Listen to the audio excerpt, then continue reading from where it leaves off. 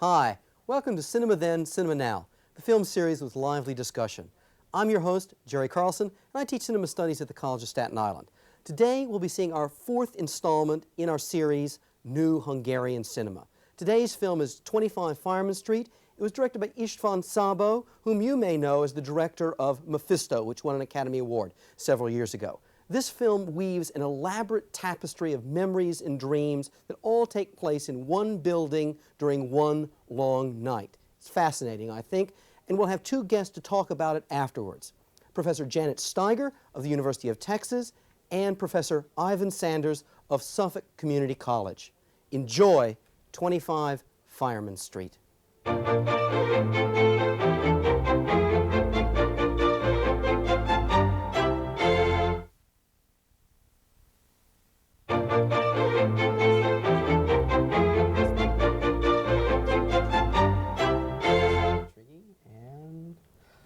Hi, welcome back to Cinema Then, Cinema Now. I hope you're intrigued by 25 Fireman Street. I suspect you have some questions about it. We have two expert guests today to talk about a whole set of things. I'd like to take this moment to introduce them, and then we can move into our discussion of 25 Fireman Street. Sitting to my left is Professor Janet Steiger. Janet is an associate professor in the Department of Radio, Television, and Film at the University of Texas at Austin. She's an author of a number of scholarly articles and as well as the co-author of a very important volume called The Classical Hollywood Cinema. She's currently working on a series of essays that'll turn into a book, as these series of essays have a habit of doing, which is about spectators and cinematic spectators and their relationship to the specific historical circumstances of the films that they were looking at. To my right is Professor István Szabó. Ivan's an associate professor of English at Suffolk Community College.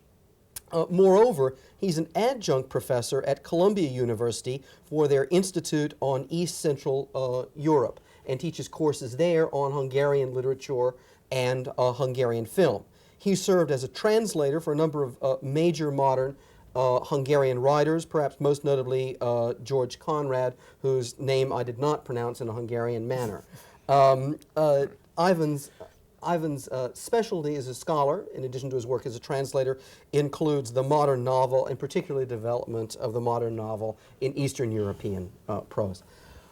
Ivan, as our resident today, Hungarian expert, I'd like to begin with a very specific question to you that I hope will kind of fold out into some other things. In one scene, there are many, many intriguing, perplexing scenes. There's one scene in this film in which a bunch of French soldiers walk through the courtyard of that. What are these French soldiers doing there?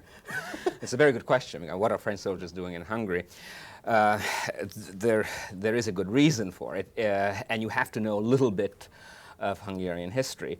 The film, as you probably gathered, is in the form of a dream, and there are allusions, references to historical events.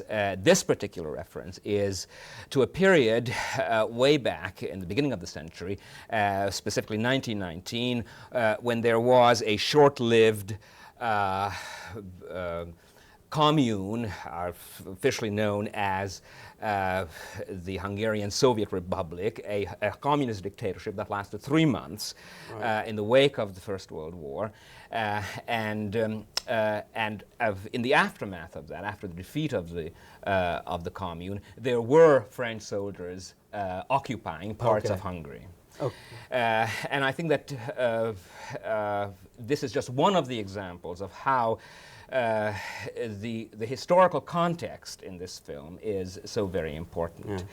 Might we survey some of the big dates in Hungarian history of the 19th and 20th century, and what happened? Well, it is mainly 20th century. It's Right. a modern Hungarian history, beginning with the First World War, 1919, the 20s leading up to the growing menace of Nazism Right. and the Second World War. The role of Hungary as Hungary's fascist ally, the war itself ending in the siege of Budapest, where the Russians and the Germans really fought it out, Right. and the post-war developments, the whole radical social and political transformation, the communist takeover, 1956, another upheaval. And which brings us right to the present, Right. the present of the film, which is 1974. Okay. That's when the film was made. So there are numerous allusions to historical crises, historical situations, turning points where the characters in the film were at a historical as well as a personal turning point. Yeah. They had to make decisions, and agonizingly difficult decisions. They found themselves on different sides in a historical struggle, and they were also invariably, whether they were good guys or bad guys, I mean, to put it Right. crudely, they were also victims always. Right. Yeah. Now, let me ask a question that actually goes over to some of Janet's research, but I want to ask it of you.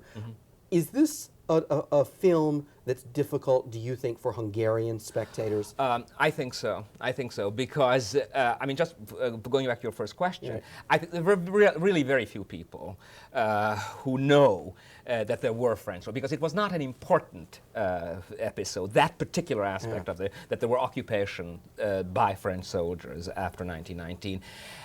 Now, some of the references, of course, are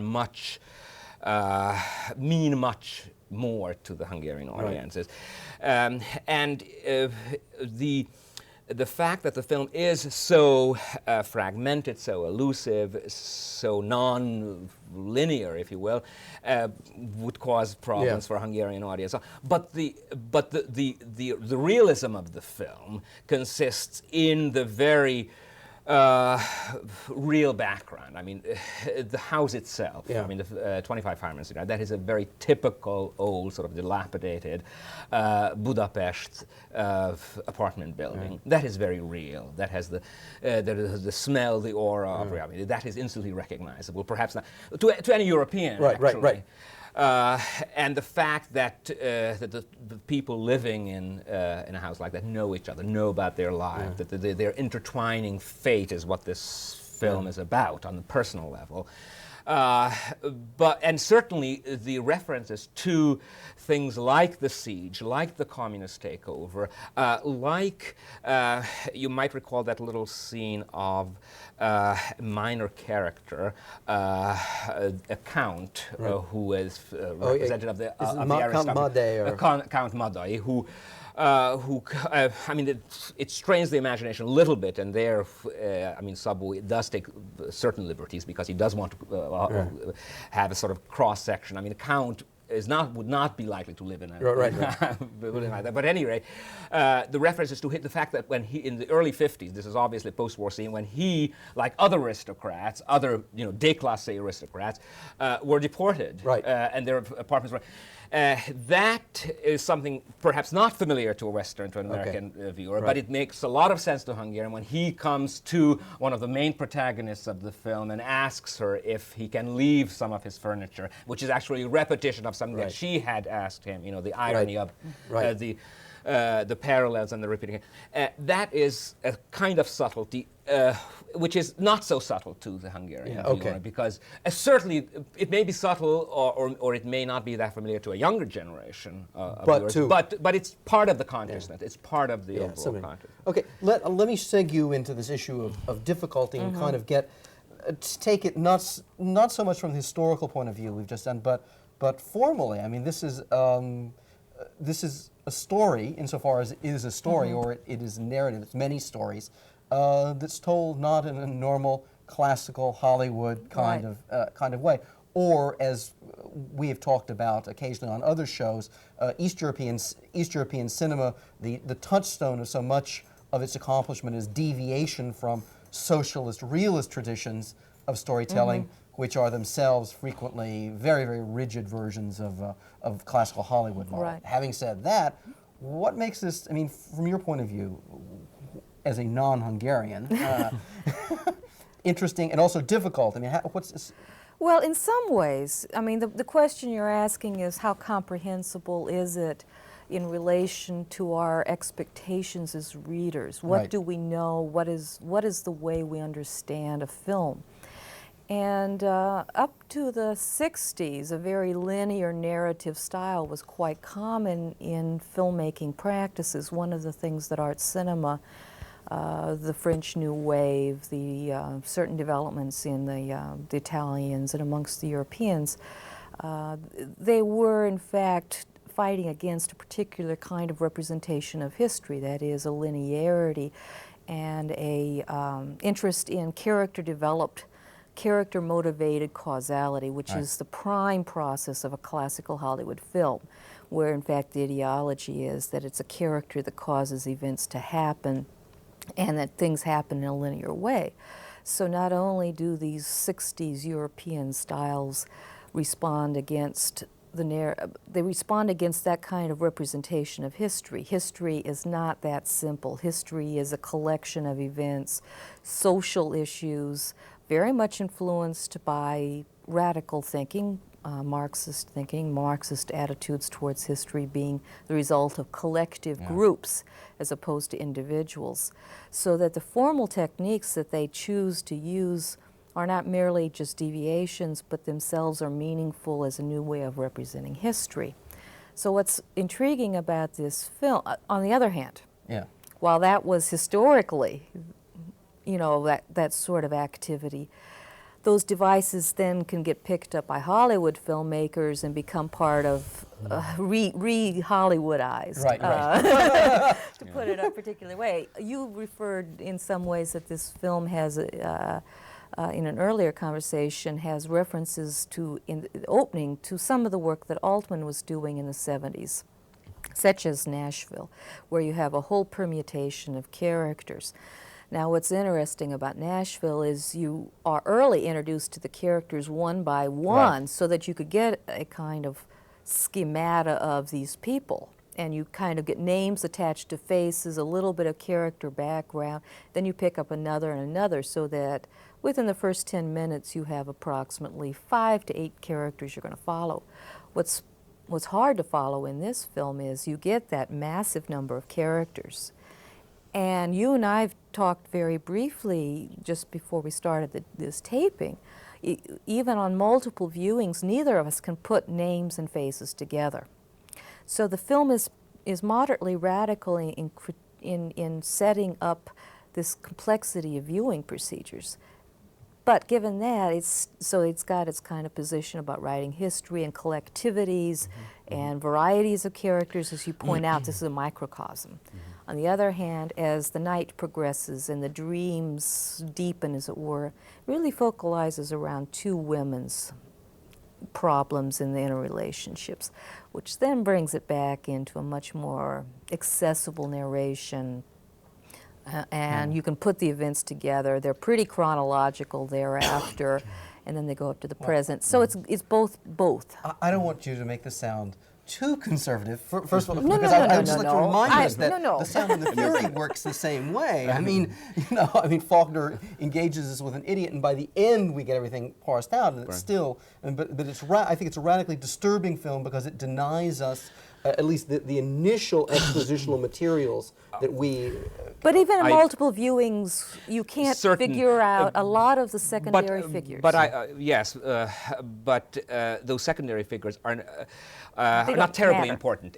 They're not terribly important. Yeah. I would agree with you that that ultimately there is a focus, and we do have the two women and their family histories, and most things do become sort of clear by the end. But still, the linearity, I would question whether it's really linearity that is reestablished, though, because the film still, I think, chooses a method of one of the critics, I think, who wrote about the film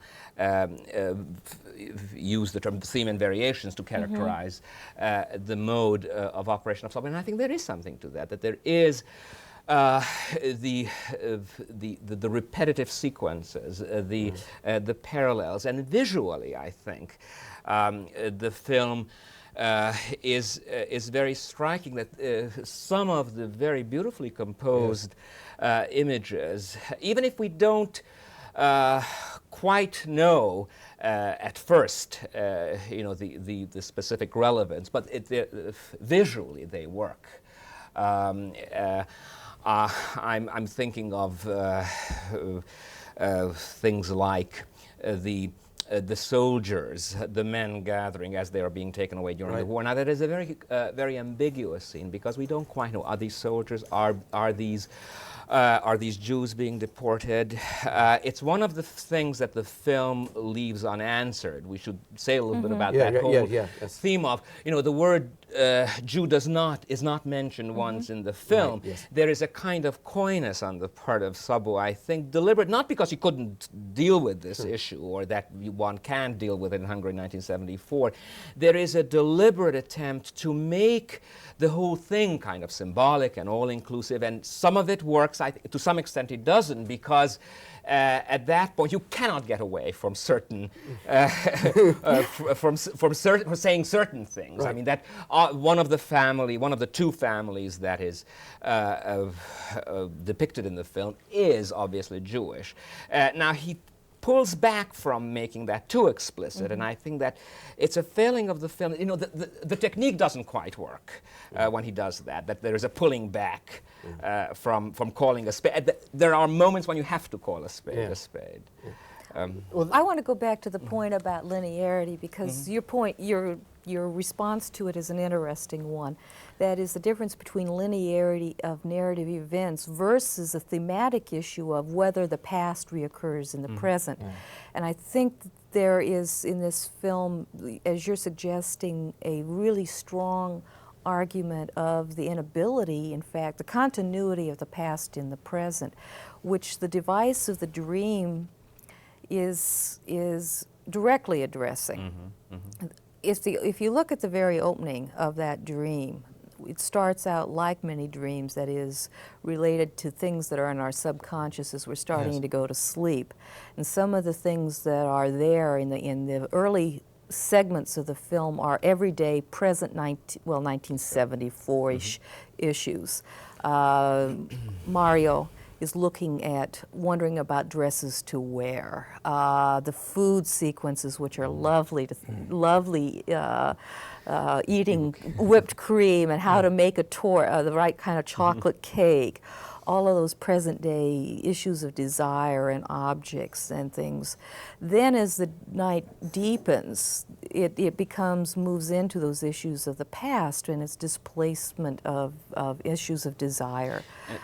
So it's this repetition of the present in the past, and that circling around of that theme of not being able to lose the past. The past is in the present.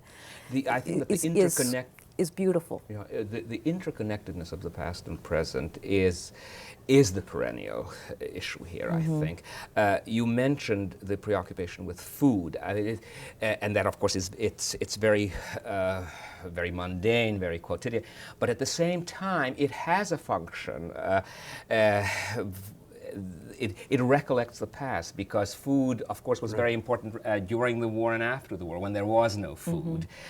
So the loving way in which they talk about food is obviously a way of remembering those years when food was scarce. But and why? It's a compensation for. But there's also this issue has to do with desire. If in 1974, what is it that this group of people are desiring? Well, this group of people And their inability to sleep. What is it this film is talking about is not the food. No, of course, obviously there are obviously it's symptomatic of larger needs and lacks and desires. Obviously, these people have been through the ringer of history. Obviously, these are people who feel that their lives have been destroyed by history. And we talked before about how they are haunted by guilt, the guilt of the survivors. These are people who have survived, and many of their loved ones have been killed, died, left. They are that generation who in 1974 are already if not yet very old, but getting old, and they are confronted with the failure of their lives, which is also the failure of history. You know, that they got the raw end of the stick. That they are that generation that has been screwed by history. I had some feelings, though, that the film was not merely. I mean, I'm not suggesting that you're totally suggesting it's a sympathetic one. That is, that we should, that the director in the film is in fact saying that they got screwed by history. But as you suggested earlier, the issue of complicity has a large stake. To what extent did they do it to themselves? And that becomes interesting in terms of the opening shots of the film in which the houses are being destroyed, versus the final shot of the film in which not only does the older generation look back to the past, unable to look on, but the younger generation, which says, I refuse, I'm not going to look back, looks back. To what degree is this complicity by both the Christians and the Jews, and this repeated pattern of turning people in and being partisans and collaborators at stake in 1974 Hungarian politics? Is the film in some sense critiquing the present generation? It seemed to me that it was. I think that it is, yes. Not only the older generation, I think that it but is Hungary. A critique of an inability or an unwillingness, even in 1974, to confront the past. This is Szabó's obsession, really, in all of his films. And I think, in that sense, it is. It distances itself from the characters, I agree, but it is there's a very ambivalent relationship on the part of the director, I think, vis-a-vis his characters. Clearly. Just to point out two devices in the film about that. When we have the opening sequence of the buildings being destroyed, being that, we do hear different strains of music from the 20th century. And we have the sense that this music has inhabited these places, and it's almost like the cry of death of this music that as the buildings are destroyed. Oh, yes, and that the buildings are living entities, that they contain the memories, the memorabilia. We talked before about the importance of things. It's a very thingy film. It's full of the objects of history which live. And which have resonances in the present. And you see photographs in particular, the portraits of photographs on the walls, as well as the construction of new photographs there were many times where people were set up to be, quote, a new photograph, particularly Mario in relation to her husband. There were moments of new photographs being set to be there's also this issue that the film handles, I think, so well of the layering of time. I mean, we just talked about the way in which it's done orally on the soundtrack, but also it's done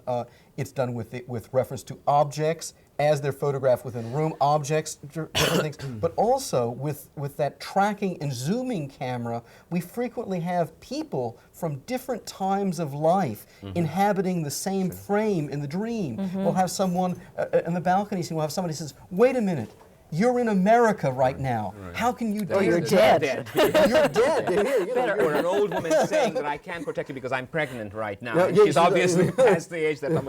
Well, this is the dream. This, I mean, the film is a dream play. Now, I think that Szabó's main dilemma here, and I think it's a dilemma for all East European intellectuals, is, you know, what to do, how to deal with the accumulated experience. There is that wonderfully wry moment in the film when they're cleaning house after the war, you know, the post-war scene when the young pioneers, you know, the little red times, I mean, obviously that's already the communist era, collecting things, old The old things. clock and the old the clock and Samazar. the huge cutout of Christ being dragged on the on the floor. And praying at the time, praying To for both Scooter. for Scooter, both to Jesus and to Stalin. No, starting with it starts with Jesus. The and prayer then starts with Jesus and ends with Stalin. Yeah. Okay. But it's I mean, for that is material very- goods that the prayer is made too. It is not for a right, better was good. society. Also, the prayer for Scooter were also for a larger pension for the mother. I think that is added too. But you see, there is that that feeling at the end on the part of the young boys who wants to leave the past. There is a sense that the past is burdensome, that let's wipe the slate clean. But at the same time, the dilemma of the director but we cannot do that, because look what we're doing. You know, we cannot. I mean, there are things worth saving, obviously. Yeah, right. You know, the radicalism of the 1950s, which can only be compared with the radicalism of the Cultural Revolution in China. It wasn't quite as drastic in Hungary, Eastern Europe, but almost, where everything from dating from the old world was suspect, was decadent, was evil. You know, what happens then that we are, you know, we're cutting ourselves off from the past? On the one hand, you know, it's terrible to do that, right? You know, to do away with religion, to do away with.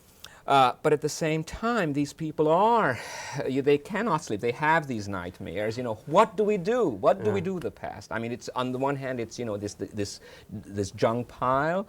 On the other, there are things of beauty. We mentioned before about the ominousness of that one of the last scenes with the ragman coming. Oh yes, I will take that. I will take that. I will, and you know, stripping bare. And they're almost helpless. I'm sorry. I was going to say, but as so many of the old things are falling apart, he kept saying, Yes, like, the that's right. bag is coming unsewn. You know, but on the other hand, it's worthwhile. The ragman finds it. Yeah, I can use that. Exactly. I can use it. it. I love it. In fact, his eyes light up. I want to just bring us back to a moment to this question we had long ago of linearity, and the way in which I think this film, you know, introduces a distinctly 20th or late 19th century, 20th century concept, and that is of Freud's notion of repetition compulsion. That it works on the individual level of all the people in the building, but the thing is that through their collective consciousness, it seems operating in these horrific ways at a historical level as well. If you're going to raise the repetition compulsion, I cannot, of course, not refer to the issue of Freud and Eros and civilization sort of issues, because the repetition. Do it. Because I can't avoid it, because the repetition compulsion, when Freud constructs that, is not only the issue of desire, eros, but also the death instinct, masochism and sadism. And your reference to the repetition compulsion, where in fact that is the proof of the death instinct, for Freud is an intriguing one, because it's at that crisis that so much of this film is dealing. That is both desire, the sexuality, Mario for and many of the other women characters for men, the death instinct, the desire for death. She says to the woman who in fact commits suicide, you escaped, you know, as though she wants to escape. All of this sort of, I wondered how much in fact he might have been reading Freud or Marcuse as a possibility, because Marcuse deals with that too, about civilizations in relation to both of these drives and repetition. Yes, I think that in making the film, so condensed in suggesting that that the past is one eternal moment. There too, I think that he is both suggesting that that life for these people was so difficult that Mario at one point says, I cannot live it through. I don't want to go through. Because it's interesting to know that because it's a dream, they all know how it's going to turn out. Mm-hmm. There is a sense of that inevitability, almost as in a Greek tragedy. Yes, well, I know. She keeps saying, yeah, I know what's going to happen to you. I know you're going to die in the war. Yeah, you're dying in the war. I mean, you know, the grotesqueness of that, and yet it's in terms of the dream, you know, it's utterly comprehensible that that happens. And yet, specifically that girl who does commit suicide, who hurls herself down from the third floor, she's the one who tells her, get married for the beautiful moments, that it's still worth it. On the one hand, you know, life is so unbearable, and on the other hand, remember the doctor who in his with his dying breath says that you know, his almost inexpressible frustration that it's almost over. And he says, damn this rotten life, damn this, but he hangs on because that's why Can't give because up. he can't give up. So this duality. Well, it seems, we just come back to those beginning images, the images of the buildings as they're exploding and being destroyed. It would be extremely easy in the new Budapest of an industrialized country rebuilt after the siege for there to be all kinds of shots of new housing, whether it's ugly or pretty or whatever. There's plenty of that to be seen in the environment, and that is conspicuously lacking visually in a film. Although of course, why were those buildings being destroyed? But in fact, to resurrect such things, which I think even a Western, you know, non-European. It's very important to perceiver point would out know. that Tűzoltó, Fireman Street, which in Hungarian is Tűzoltó, it's a real street. There is a street with that name in Hungary, and in a district of Hungary, the district of Budapest, that is old, that is sort of seedy, but it has a kind of lore. It has a kind of romance of its own. In fact, two of the actors that he uses, two of the characters, are not actors at all in the film, but are poets. One is a poet. The old man, the old watchmaker, is a famous Hungarian poet, Zoltán Huszárik, and which is an homage to the literary culture in Hungary, which in Hungarian filmmaking is extremely important, of course. We're going to have to end with a homage to Hungarian literature. If you're interested in Cinema Then, Cinema Now, this series, or if you're interested in knowing about cinema studies, graduate or undergraduate at the College of Staten Island, why don't you drop us a line? Drop it to Cinema Then, Cinema Now, the College of Staten Island, New York, 10301. Let me give you that information again, okay? That's Cinema Then, Cinema Now, the College of Staten Island, New York, 10301. Well, it's been a pleasure having you both here. Janet, look forward to seeing you in Texas sometime. Come down. Ivan, It's hot down there. it's hot down there, yes indeed. And Ivan, thanks for coming and joining us and bringing your expertise in Hungarian for us. Well, I hope that our discussion here leads you to thought and discussion at home that you enjoy. Thanks for joining us.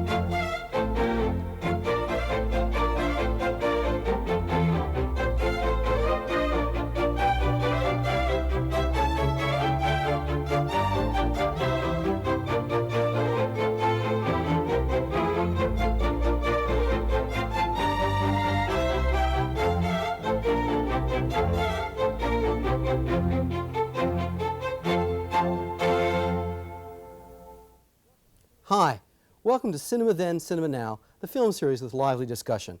I'm your host, Jerry Carlson, and I teach cinema studies at the College of Staten Island.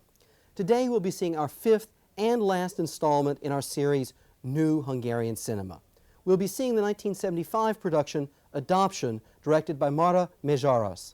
This film won the grand prize at the Berlin Film Festival in the year of its release and is a stunning portrayal, I think, of the problems a woman faces in an industrial society.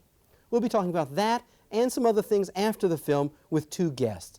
Today they are Professor Amos Vogel of the University of Pennsylvania and Professor Barbara Court of the College of Staten Island.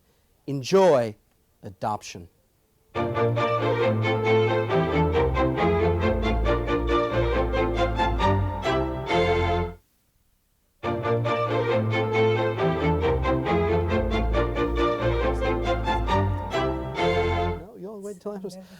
Yeah, sure you will, sure you will. Hi, welcome back to Cinema Then, Cinema Now. I hope you enjoyed Márta Mészáros' very moving Adoption. I have two guests today, as always, and I'd like to take this moment to introduce both of them to you. Sitting to my left is my colleague, Professor Barbara Court. Barbara is an associate professor of English at the College of Staten Island. She teaches a number of film and literature courses and teaches a number of film courses, particularly centered on the questions of women and film. She's a regular contributor of articles to Film Quarterly, Cineast, and Ms. Magazine. In recent years, she's coordinated two series about Eastern European cinema at the New School for Social Research here in New York. At the moment, she is in those final finishing touches, stages of a book on women directors and their place in film history. To my right, it's my pleasure to welcome today Amos Vogel. Amos teaches at the Annenberg School of Communication at the University of Pennsylvania. His involvement with film and bringing it to students and to a public goes back quite a ways, as a matter of fact. He's the founder and director of Cinema 16, a very important organization for bringing international cinema to America. That was from 1947 to 1963. And from 1963 to 1968, he was both the co-founder and first director of the New York Film Festival. He's been teaching at University of Pennsylvania since 1968. And as a matter of fact, in 1974, we had the pleasure of getting his book, Film as a Subversive Art. Amos also keeps up by writing regularly for the Village Voice, the New York Times, and Film Comment. Well, Amos, as an old hand with Eastern European films, I mean, your involvement with Eastern European film goes back to the moment in which the revolutions, the takeovers, whatever we will call them, but the changes in government in the late 40s took place in Eastern Europe. The cinemas were nationalized, the Hungarian cinema included. That created a particular kind of cinema. What we're seeing today, or what we've just seen, is Márta Mészáros' Adoption, which is 1975. Why don't you just kind of talk with us a bit about how this film meets expectations of what East European cinema is supposed to be like, and the way in which it perhaps confounds them or challenges them? Well, I would say that if you don't know anything about East European cinema, then certainly this film is very much of a surprise, because it seems to lack all politics. There's no rah about communism or world revolution. Right. The proletariat is absent, except it's present in a very strange form that you wouldn't expect. But on the other hand, if you do know about the kind of cinema that's going on there, you realize that there's really something very surprising about this all, because as we all know, there's not a single film that can be made in the Eastern countries that is not financed by the state, right, and in fact distributed through state channels. Well then, how does this coincide with the notion of the evil empire, you know, or an empire that in every single film portrays its political propaganda, right, and pushes it, so to speak. This film seems to be entirely apolitical from that point of view. And to me, this is a very important realization for Americans, particularly, to become aware of. Right. Because the situation over there is much more complex than we seem to think here. It ranges all the way from, indeed, the films by hacks, and propagandists for the regime, to a large number of really wonderful filmmakers in every one of these countries that talk about human problems and make us realize that instead of being different from us, we're very similar. We have these problems that are obviously universal. And in that sense, I think it's very important to be able to see films of this sort here. Well, one of the things, I hope some of the people who are watching us today had a chance to see some of the other films in this series, because this is the last one. And this, I think, just speaks to your point as well, that the people they've seen István Szabó's films, a wonderful director named Zoltán Huszárik, who made a film called Szindbád, and another Mészáros film. And these films not only seem to express very, very individual sensibilities, but they're extraordinary range stylistically. Mészáros and thematically, and thematically as well. Barbara, I mean, I wanted to just say one thing about the state support. I find it an intriguing and paradoxical fact that a filmmaker like Mészáros has had a career for 30 years, is almost unique among women directors, 10 years as a documentary filmmaker, and then The Girl from 1968. Right. And she has put out a body of 23 documentaries, 14, I believe, that may not be exactly accurate, 14 feature films, and has, through that support, not had the pressure of box office, could make a kind of honest, severe to some, uncompromising body, very large body of films, and she's incredibly productive. She just has a new film, which will come here, I'm sure, this fall.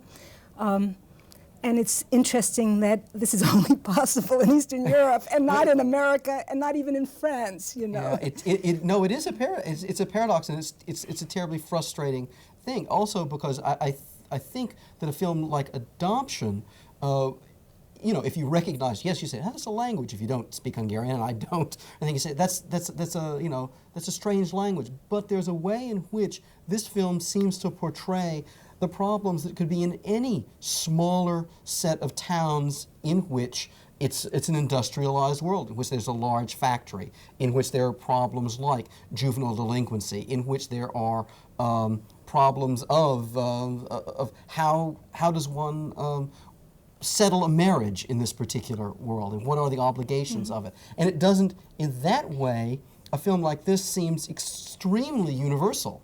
I mean, there are ways in which I can say, can we put this in a small town in East Texas that has a furniture factory that seems to be like that? And many of the problems of translation to that setting don't seem to be all that severe at all. Yes, I think that's why Mészáros has had an incredible reputation in recent years and has been very important to feminists throughout the world because people make connections to her. She's expressed the feelings of a lot of us and has been a kind of surprise to many because she's shown on screen what has never been shown before, and it's been a kind of revelation. Now you've interviewed her as yes, I have. I interviewed because I want to bring up a point that I've chatted with her as well, and she denies the label feminist.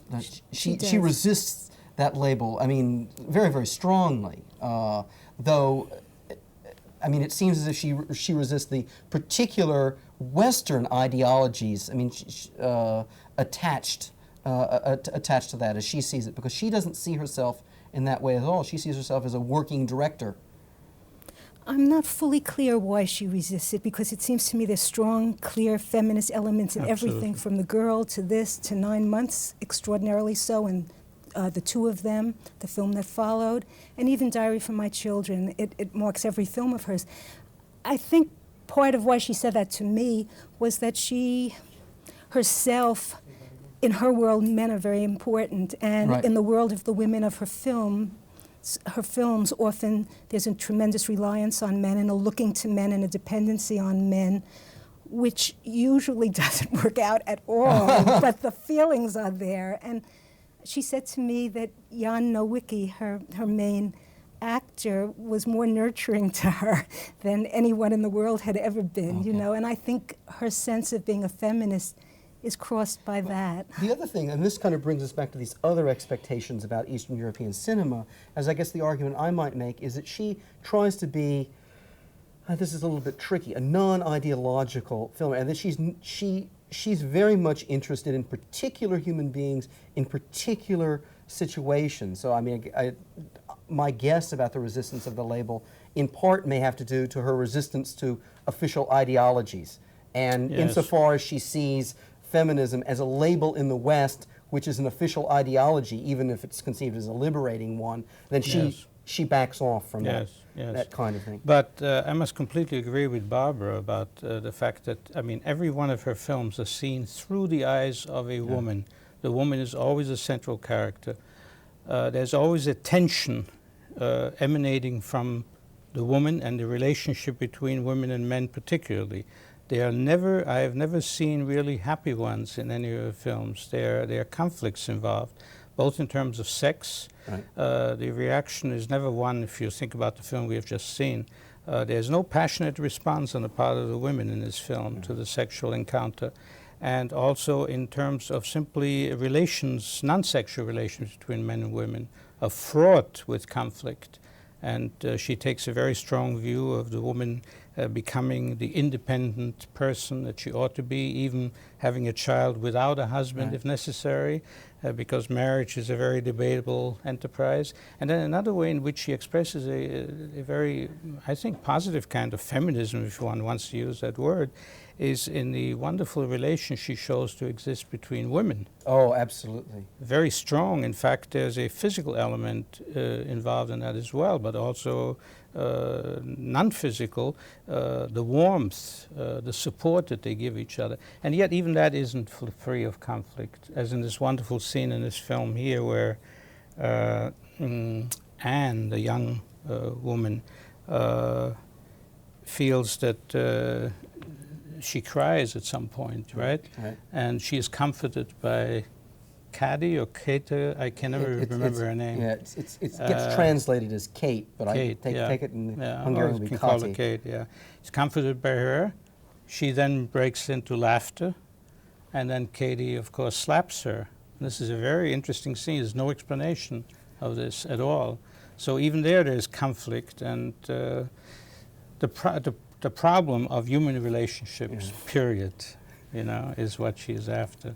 Yeah, it's interesting because in that scene, Anna has earlier said that she said, don't you understand that all children who are in such homes are wounded? I can't remember if wounded is exactly. Wounded, yes. Wounded is the word. And so she, even at that scene, so she's saying, you know, you expect one kind of emotional response from me, but I'm the kind of wounded person who can never respond in exactly that kind of way. Well, this takes us, you know, into this issue of the protagonist, the female protagonist in Mészáros' film.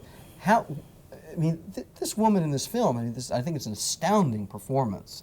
But she's not, if you compare this with something like an unmarried woman, okay, where we have a clear star, Georg Kleberg, who undergoes all kinds of tribulations and problems, presumably. This film is extremely different in its female protagonist. I mean, absolutely. For one thing, just how she looks.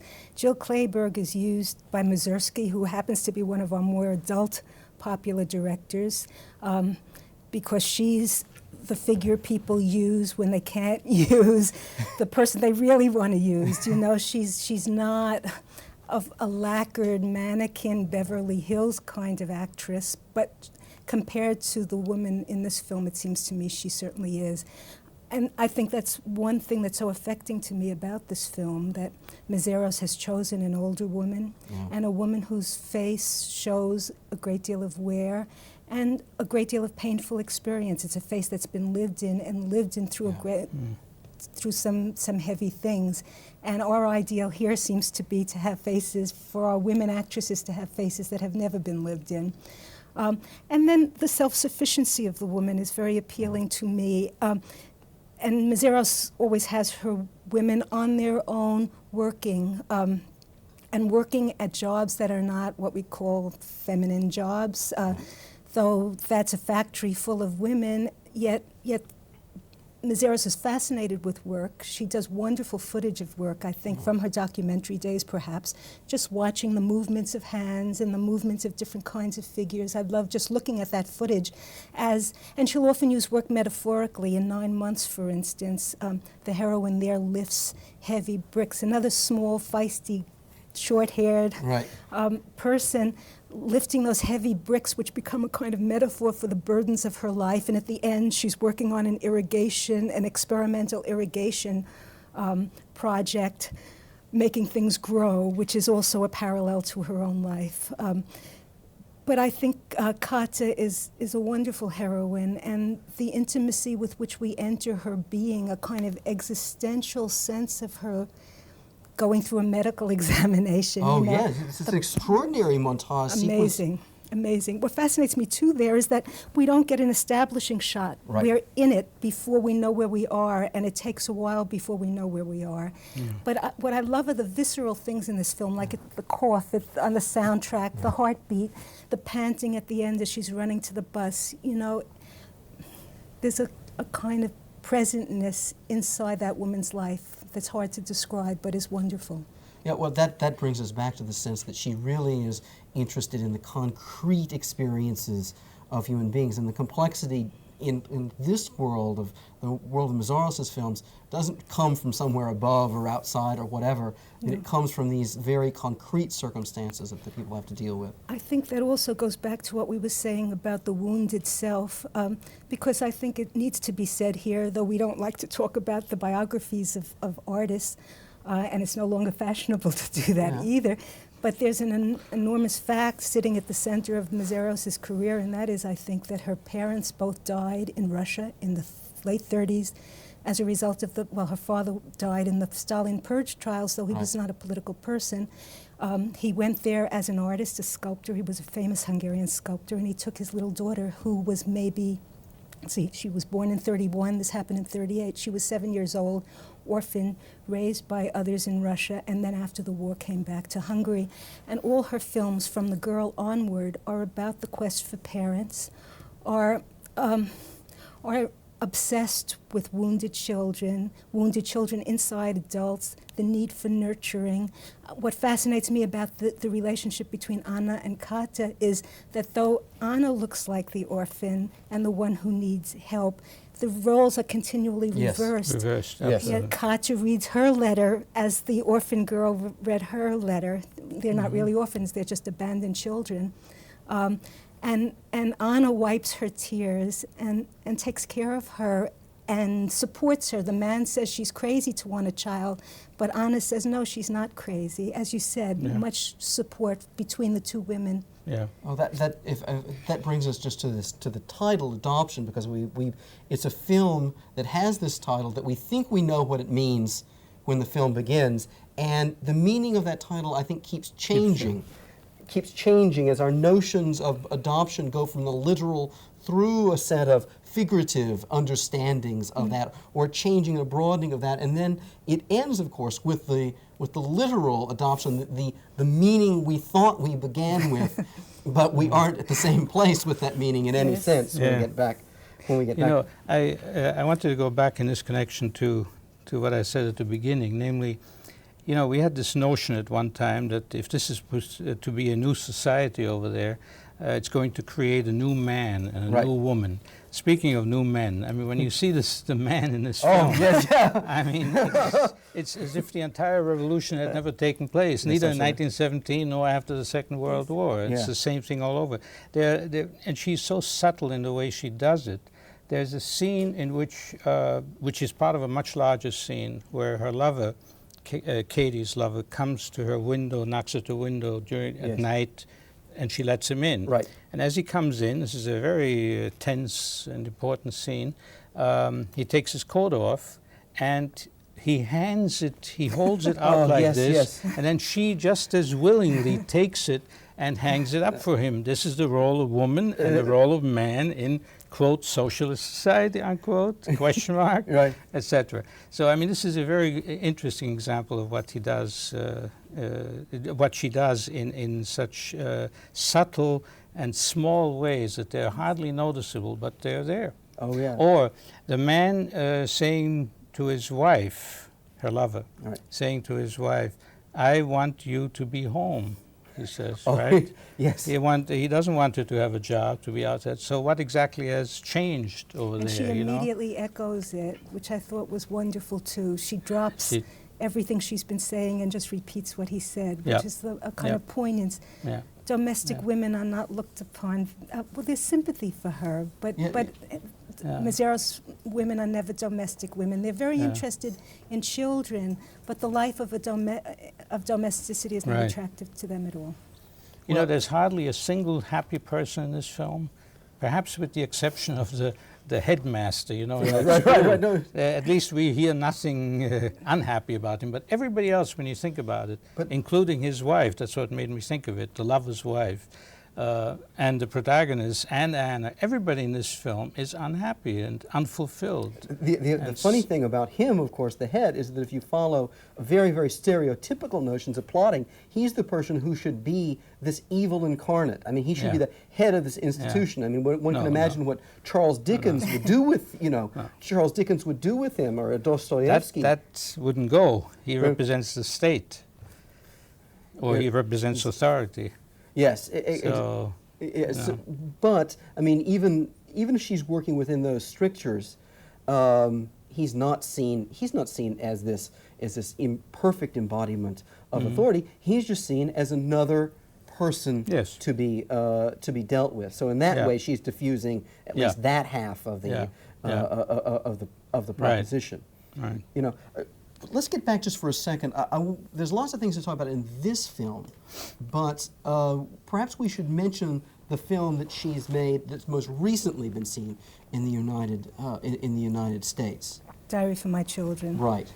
Well, Diary for My Children is the first of a trilogy, a very ambitious trilogy that Mazzaros said she was making as the history of her generation. It's the first film of hers that's directly political. She regards 9 Months and earlier films that deal with women's situations as political as well, but it seems to me Diary for My Children is recognizable to everybody in a strongly political way. I think what's also fascinating about that film and the whole concept of the trilogy is that it's a portrait of the filmmaker as a young girl. That's what's at the center of it, the growing up of a young girl, her coming of age, and her becoming a filmmaker. In fact, Mazzaros herself, or some aspect of Mazzaros.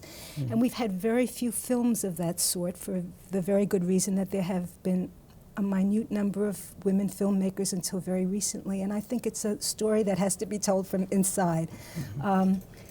And also, what's fascinating in that film is there's a question of an adoption, as always, and double layers of selves, the very young girl that loses her father and mother, and the older girl that remembers it, those layers, that wounded self that sits in the side of every Mazzaros character. And in that film, she's dealing directly with the autobiographical material we've talked about. She waited 20 years to take it on directly, and I think it's a good thing she waited. I think at this point her art was fully up to the difficulty of it. Yeah. But the adoption takes the form of Magda, her aunt, who is not a blood aunt, who's a Stalinist figure. And the girl's struggle with this Magda is partly a struggle with another woman, but it's also a struggle with the state and everything that kind of person represents politically. So Well, that's even implicit in something like adoption, because these girls, we don't see them rebelling in some kind of vicious way about the state home, and we certainly know what their backgrounds are. But these state homes are a kind of unpleasant mediating agency for these terrible situations. You know, there are continuities. We've talked about some of the thematic continuities among them, but there's something that we'd mentioned while we were chatting before the show that I want to go over to Amos for, and that there are also other continuities. You had mentioned that this whole issue of silence in Mazzaros' films. We've been talking about that. I mean, you mean in terms of actual absence of sound? I'm thinking of not so much in absolute absence of sound, but rather that her films do not depend in some of their most remarkable sequences, do not depend upon absolutely dialogue. Absolutely not, no. There's a very large nonverbal element in all of her works, and certainly in this film, which again shows the nuanced subtlety of her way of presenting human relationships, because indeed, as we all know, human relationships are, you might almost say, primarily nonverbal Right. In character. And so it's wonderful to see her actually recreate this. But the absence of sound in the latter part of the film, Right. adoption, is very important, because many profound things happen and yet there is very little dialogue. I want to mention one other thing about this, namely, there are a couple of scenes early on in the film and sort of in the middle of the film between the two women Right. that are you feel quite tense and restless as you're watching them. And I was trying to understand why I was feeling this way. It didn't simply come out of their conversation, but there must have been something else. Suddenly I realized that I had been listening for about 5 minutes to dogs barking Oh, yes, yes. incessantly without stopping. And this occurs not just in one of these important scenes, but in 3, I think. Now, and they never stop barking. This, of course, is quite upsetting, you know, when you hear that. You're not even aware of it. Speaking of, Yeah. you know, you might call this a kind of nonverbal communication between dogs and men. But the important thing here to realize is that if this was simply part of the natural scenery, she could have taken that out very easily. Right. She wanted it there. She Right. wanted it there. That means she understood what this would do to an audience. So she has a very strong sense even of what can be done with that kind of natural, quote, natural sound. Yeah, no, that's Unquote.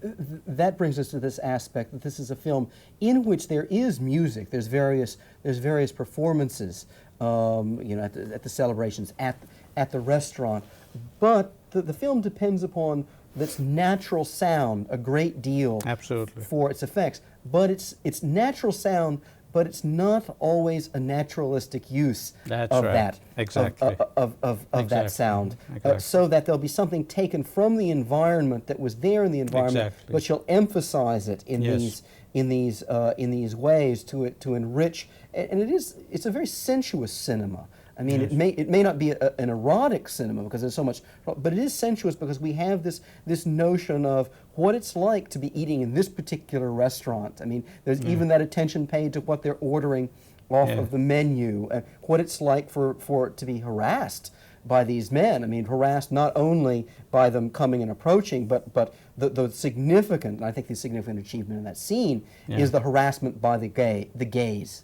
That these women together, and particularly their physicality in that scene, is a threat to these men and to their domain.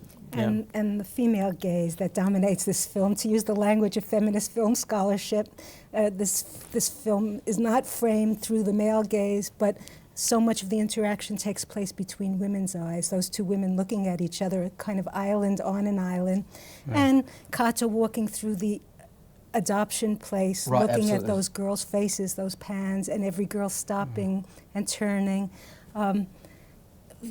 Anna looking at Kata for the first time in her house, sort of engaged with her eyes, very intense women looking at women, which to me is an extraordinary thing. Absolutely, you know, yeah. In 1978, it's the beginning of something very important, I think. Oh yeah, yeah. Now, does this come up in other films? Is it like 9 Months and the Girl? Is this a recurrent sort? I mean, I'm asking a question about style. I mean, is this one of the ways in which we would define her as having a feminine style of filmmaking? Well, no. There's this issue of a gaze. I mean, she doesn't give men. When we see men looking at women in this Right. film, we know they are men looking at women. It's not assumed to be a natural position. The position of men looking at women is not something that women are always looked at that way. Right. I don't know that I'm as well, The Girl has a strong feminist quality too, but I don't know that we have. Well, yes, you see the men as all intruders, right? Yeah, oh, Coming yes. to them. Yeah, and there's a And scene. that patriarchal father who's so dreadful, sitting and watching the television set and ordering his wife along. Do you, Amos? Let me just get just like a minute or so left. Do you see Mészáros in connection with other European filmmakers, not even specifically Hungarian, or or does she remind you? I mean, I don't want to suggest reduce her to a set of influences. I mean, she's a strong artist. She has her own sensibility as an artist. But does she fit in outside an Eastern European context with anything you? Well, she certainly fits in outside of an East European context as well in terms of the, I would say, some of the best works of the independents in the West that also deal with similar problem areas. So she certainly belongs there. And who would you name as some of those people? Or films? I find it always difficult to do, on the spur of the moment, actually, to mention. Do you have some specific? Yeah, so Barbara. No, I'm thinking of something else. I think I would like to say something about the ending of the film, Oh, because yes, I think it's the strongest part of the film altogether, talking about disappointment and dreams and hopes that the whole film moves toward both the wedding and the adoption, and both of them that 360-degree pan, in which we see happiness deteriorate before our eyes and Anna's future deteriorate before our eyes, and then the adoption, that hope of a new child and a beginning anew for Kata. Again, our final images of her dwarfed in the universe, harassed, rushing with this little bundle for a bus and a freeze frame that prevents her from ever reaching her destination, with heavy breathing, the sign of her burden on the soundtrack. And you know what? That's where we have to end our conversation. No, it's a stunning final image and worthy a lot of contemplation.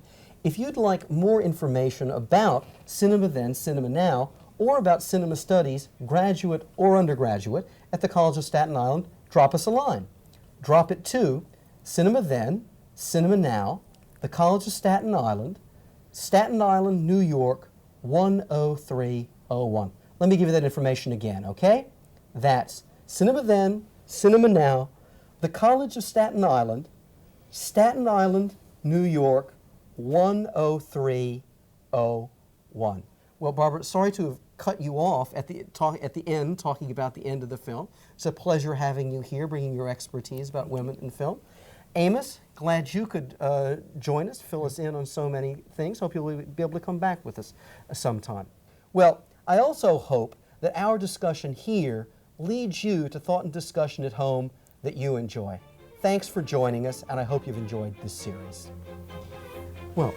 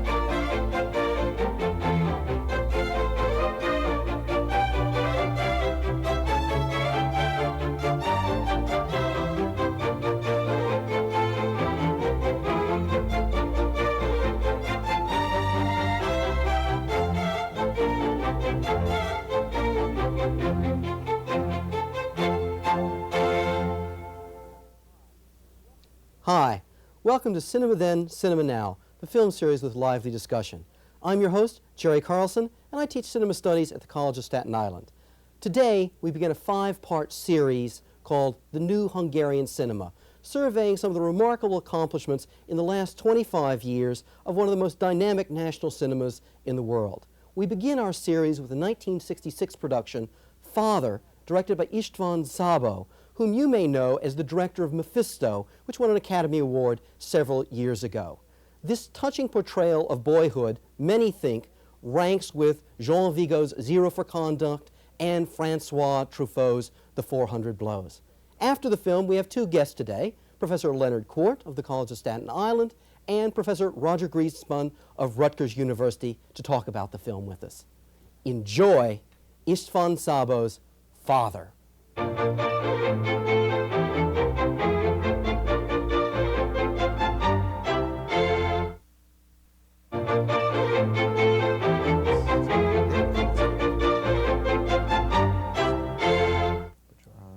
Hi, welcome back to Cinema Then, Cinema Now.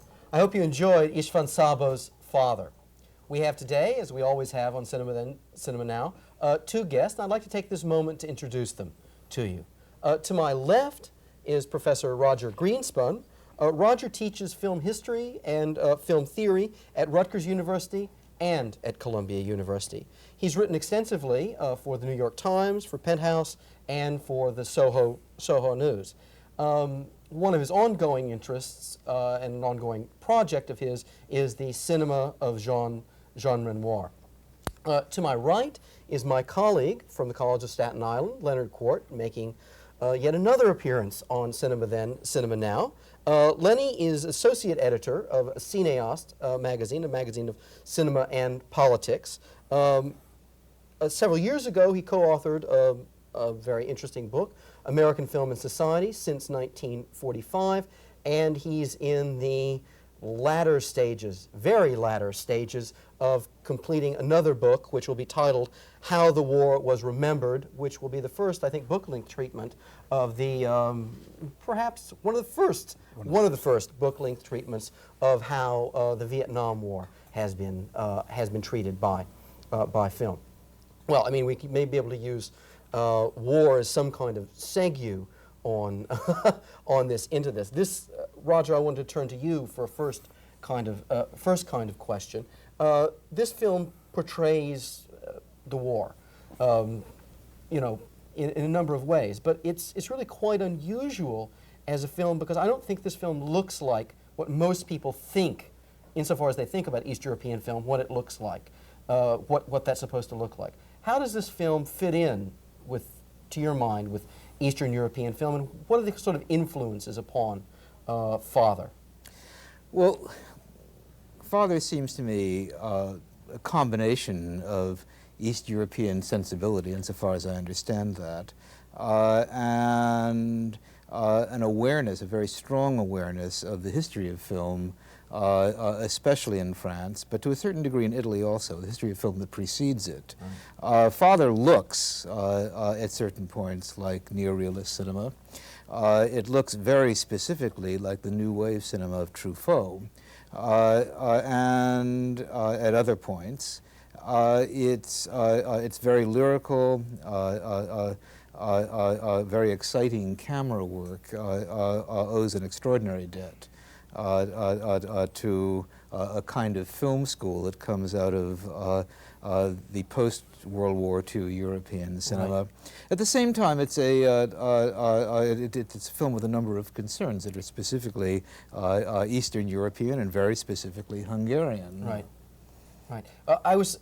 Actually, I can confirm some of that for you because it turns out that Szabó was in film school in Budapest in the late 50s, early 60s, and he and a good friend of his, János Rózsa, who edited the film Father, they were seeing these new wave films you were just mentioning, because one of the traditions of the Eastern European film schools, as I understand it, is that when films would come to the countries, not for consideration for distribution, one of the things that would happen is they would go to the film school so people could see them there. Szabó and Rózsa and another friend went to the people at the film school and said, obviously there's something happening in France. It would be a great thing if we could go and find out exactly what that is. And so they, in fact, went to France for a year and studied there. And very specifically, we're looking at exactly what you're talking about, the films of Truffaut, Godard, Anna René.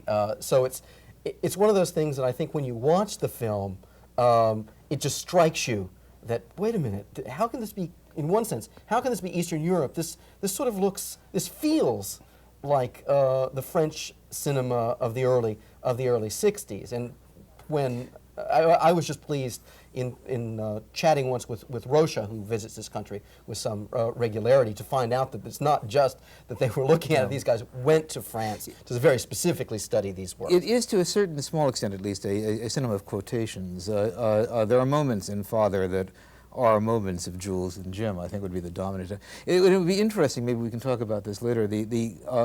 There is an extensive East European cinema that quotes more importantly from Godard than it does from Truffaut. Right. And my feeling is that Godard is better to be quoted from. Particularly the Yugoslavian cinema, very exciting Yugoslavian cinema of about this period, which is heavily Godardian and is more self-conscious, and I think maybe to a certain extent a little bit more successful, because it has an intellectual tradition rather than primarily a lyrical tradition. And there's certainly, I mean, this is certainly a heavily lyrical tradition. Yes. Yeah, I was going to say that the film's preeminent strength seems to be lyrical and formal. Odd in some ways for an Eastern European or Hungarian film, if you think of Mészáros.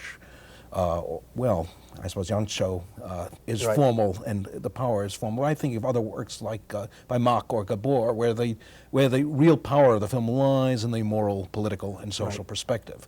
But the film's, for example, its overhead long shots and its extremely fluid tracks are exquisite here. And looking at it for a second and third time, I was struck how the level of fantasy to dream begins to evolve and becomes more strongly lyrical. And as the boy ages, the textures become richer and more substantial from the early sort of pop cartoon adventures of the fantasy of the father defeating the Germans right out of comic books to the, I think, most elegant fantasy of the trolley car of liberation, which he actually uses, Szabó, in a film called Budapest Tales, for more ironic and much darker meaning. But here uses basically as an act of utter exhilaration and an implicit political statement, at least, though he's making it in a Hungary which is not liberated, at least for a moment of ecstasy, a moment of political ecstasy and a moment of political liberation.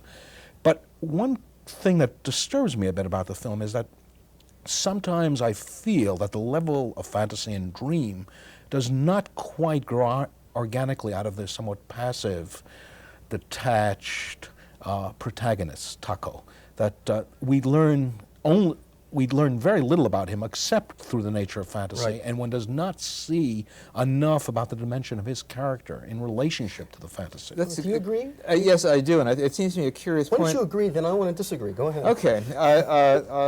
Yes, I strongly agree, and it's a curious thing. On the one hand, you seem to have an apparatus in this film that is perfected for the examination, the close examination, an extension of an rich interior life. On the other hand, you have a program for the film which really takes a relatively simplistic view, let's say, of the process of maturation, of accommodation, coming to terms with a life. And so though there may be levels of lyrical regret, a kind of wistfulness around the edges. This is to a certain extent public cinema making use of the apparatus developed for a much more ironic personal cinema that comes to a large extent out of Western Europe. There is a discontinuity that I think one feels. I feel it in a lot of Hungarian, a lot of East European film, actually. I'm curious as to the examples of the Western European cinema you'd cite. I mean, are you thinking of René, or are you thinking of... I'm thinking of René, of Truffaut, almost anybody you might name, and I think you could extend this to American film, though I don't detect a major American influence in Father. It's essentially, it's an apolitical cinema that is being drawn on for purposes that have at least partly to do with a, I think, rather honorably politically engaged cinema that you find here. A good part of this movie, moment by moment, finds itself sliding into political commentary, political criticism, and in many ways some of its most interesting moments are like that. But they go together with a a spectacular, virtuoso personalityscape that seems to come to a certain extent from a different world. I was going to Go ahead. leap into that because, yes, I think the film is, as often in Eastern European film, is oblique politically and muted politically and dependent on irony, and makes a number of very subtle political comments, but can't obviously let go. It's 66, 67, it's the Kadar regime, and it is a relatively centrist Hungary, but not an open Hungary. So there are levels he can engage in and levels he can't. The 56 revolution is touched on.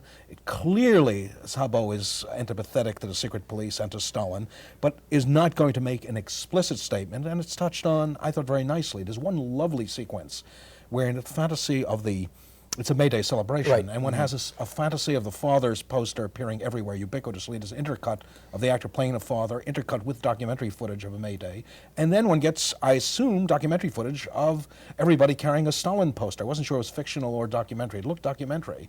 Older footage, and done, obviously, as I thought, as subtle, muted parody of the whole nature of a May Day celebration, but just done in passing without any... Yeah, but that moment comes back then, of course, during the revolution, when Taco comes home and his mother says, "Where have you been? Where have you been? You have the key."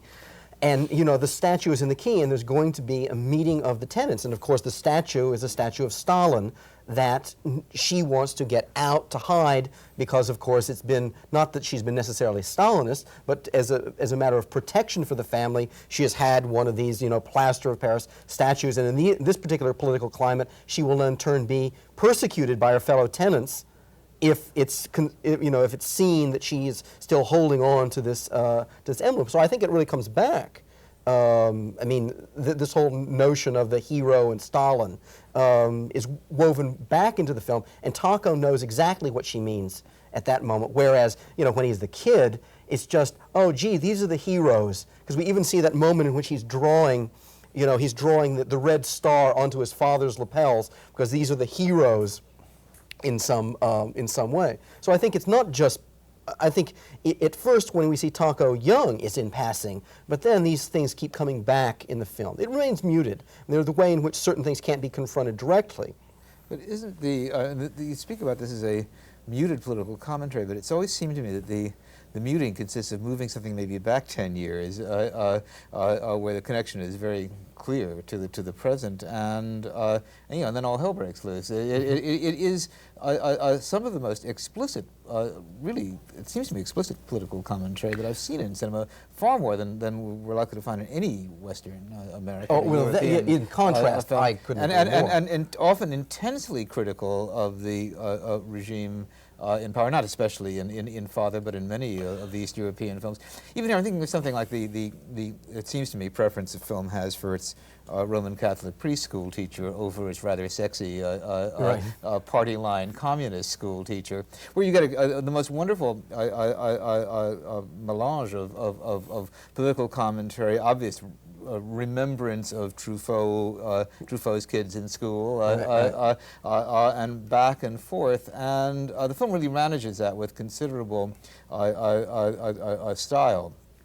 But it seems to me, at least in the context of what I know or think I know about Eastern European political attitudes, to be rather brave and bold a demonstration. Okay, well, I'd just like to compliment what you're saying by putting another angle on this, and that is that within the context of an Eastern European cinema that at its basis, in its basis sort of form, is dedicated to collective experience, to notions of collective protagonists, or the people are the most important. This is a film that focuses on the interior life of a single character in some ways in a whimsical manner, certainly in a lyrical manner, and there is a political project involved in recovering the individualized, interiorized life of characters, and saying that this is as important, not more important perhaps, but this is as important as a notion of all these collective endeavors, or a person as a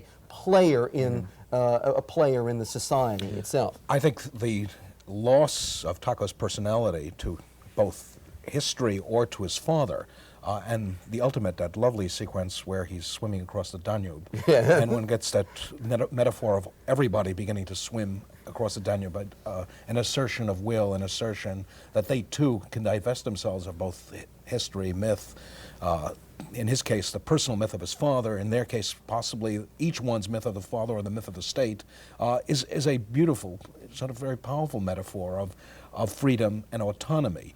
But you use the word interior life, and that leaves us into a tricky area. Okay. Interior life, maybe I'm still operating with very Western notions. Often we're talking possibly a more complex consciousness, a more complex internal sensibility. Here we're talking about, in a sense, an assertion of an I, an identity, but not a particularized identity of Taco. I don't quite know who Taco is, the interior of Taco. I know Taco, yes, is asserting his own will as an abstraction, but I don't quite know who Taco is. Well, because one of the ways in which the film is structured, Lenny, I think, is that Taco is his relationship with his father until the time of the exorcism of the father, which comes very, very late in the film, because as you remember, the film begins with he had 3 memories of his father. That's all. And, you know, he has those 3 memories, and then all of the fantasies that we have are variations taking those materials, wedding them to something that's happening to him in that particular moment, and then making some kind of fantasy out of it. And the big break comes very, very late in the film when he and the girlfriend and other friends are on the train, and he's going by the village, which all of a sudden allows him to recover that was where his father was born, it was his father's region. And then he goes back there, and that's when he finds out much more concretely about who his father actually was than this weaving of the memories he has plus the fantasies he makes. But one could say that the discovery has a somewhat schematic quality, that the whole film has a schematic quality that even the adherence and obsession with the father's fantasies are never finally as extreme as this. This is all very neat and very calculated. It's a worldview that, on the one hand, knows what mature is as opposed to childish, so to a certain extent knows what justice is as opposed to injustice, that can schematize because it deals in certainties. As soon as when we talk about the interior life, there is, I think, a suspicion for most of us that at a certain point it really isn't there, that its place is taken by a number of homily-like truths and understandings, and that you want a certain level of anarchy, and you simply are not going to find it. Well, but you know, the film, I mean, you may argue that the film is merely covering its own tracks in this way, but the film accounts for your interpretation, because of course when the students are sitting at the cafe along the Danube talking, they're talking about the fact that their lives, even given their participation as students in the '56 revolution, seem empty in contrast to this whole era that their parents lived through and that they lived through in their childhood. And they're saying themselves, we're in some sense a blank. We're a generation that's not. But nobody's individual life is a generation's life. Exactly. Well, Exactly. okay. No individual's life is a generation. Well, Generation's life is an abstraction. Yes, but Taco's life is not an abstraction. It is and is not. I think it is in this. It is and is not. Oddly enough, after saying it a few times, it is and is, because there is a whole. This is also a fable. There's a touch of psychological realism, but you're creating a fable of somebody coming of age, of willing. Oh, his it's identity. a coming of age story. Yes, and willing his identity. But there are other coming of age stories which give a sense of greater ambiguity and particularity to individual consciousness and the transformation of consciousness. And this, in an odd way, it's more abstract. If you think of it all, there are lovely sequences which are still distant, shot and long shot. The emulation of him and his friend of the bike trip, riding through the courtyards of Budapest, and emulating his father's trip through the countryside of Hungary. Still shot and long shot, still shot with a distance. In fact, much of Taco is not shot in close. Well, but the reason that's shot in a distance is to show ironically, the confinement. Right. I mean, you know, all of his fantasies that are emanated from his father and the postcards have to do with how they actually moved in this, time sometime in the 30s, presumably, when they could move across borders, they could make it to the sea and Italy. And those long shots of Taco and the kid show how they're confined within the rubble of Budapest after the war, so that they want. There's a whole set of things. I mean, Hungarians couldn't travel for reasons, for both reasons of politics and for reasons of economics after the war. And so he has these fantasies about Dad making it to the sea, and those again because Roger's completely right. I mean, those aerial shots of the bicycles, which spell Jules and Jim. Right? And as a matter of fact, I happened to screen Jules and Jim inadvertently 4 days after this film, and you were kind of going, "Wow," shot for shot. But still, it's not because we're held distant from him in those shots. I think it's because those shots show his confinement within Budapest and the contrast between this fantasy of his father and what his circumstances are like at that moment. See, what even in your very respectful description of this action, you are in a sense confirming the schematization. Something can be shown in terms, let's say, of a long shot that indicates boundaries. It's a rather simple lesson. I think Larry's point about the 1956 revolution and the notion that a life might conceivably be defined in terms of something like that. In fact, no kid, at least no kid in my experience, coming to maturity 10 years after such a major event would think of his life as so defined. And there is a textbook element, really, a demonstration quality to even the fluidity, the freedom of life, which is such an important element in Father as it comes to exist in Father. That really is. I don't want to simply to say that it's disappointing, I think, for Western audiences by and large, but it's a form of exoticism.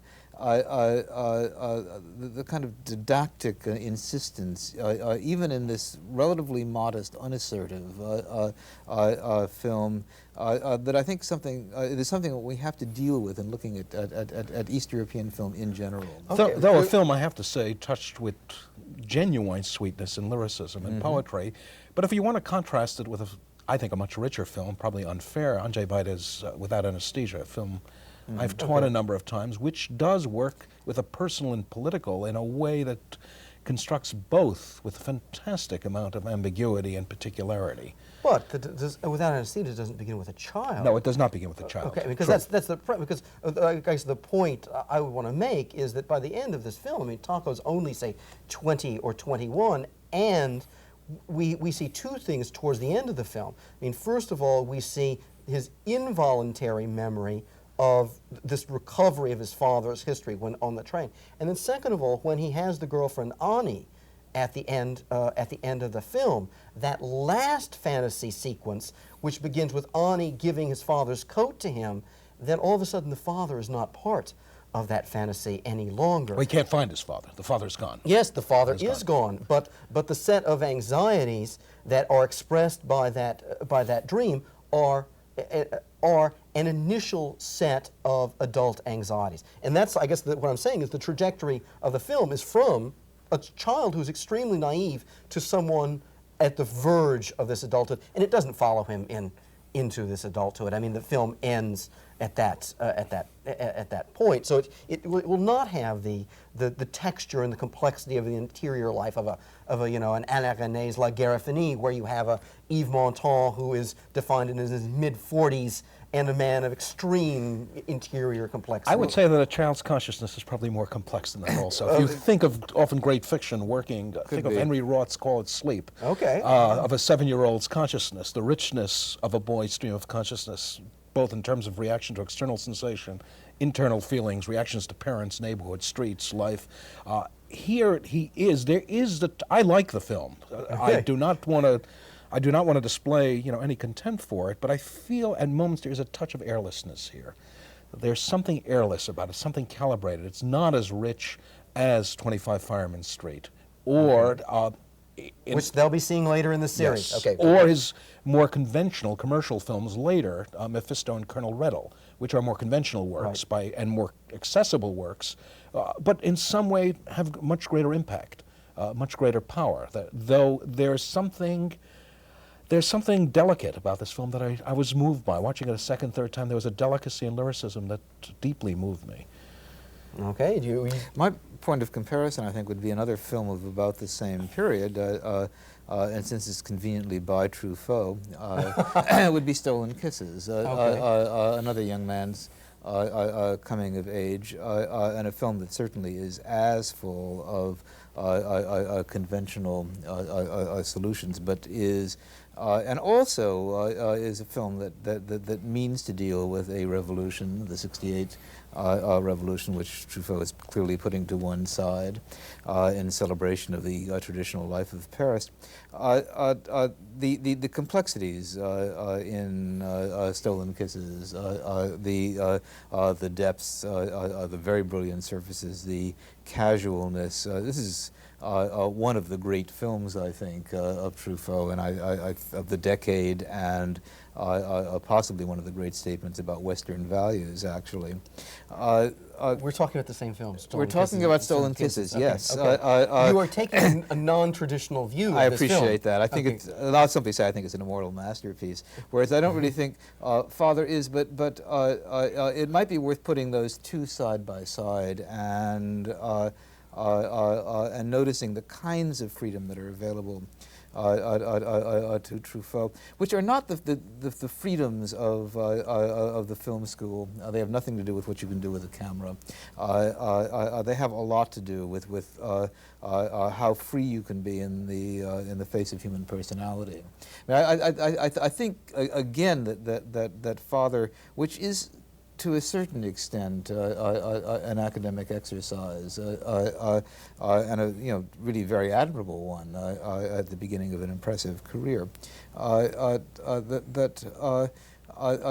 is all the difference between lessons learned in a sense and a life that to a certain extent has been achieved. Yeah. I think there's just no escape in Eastern European cinema, at least for most of the directors, from history.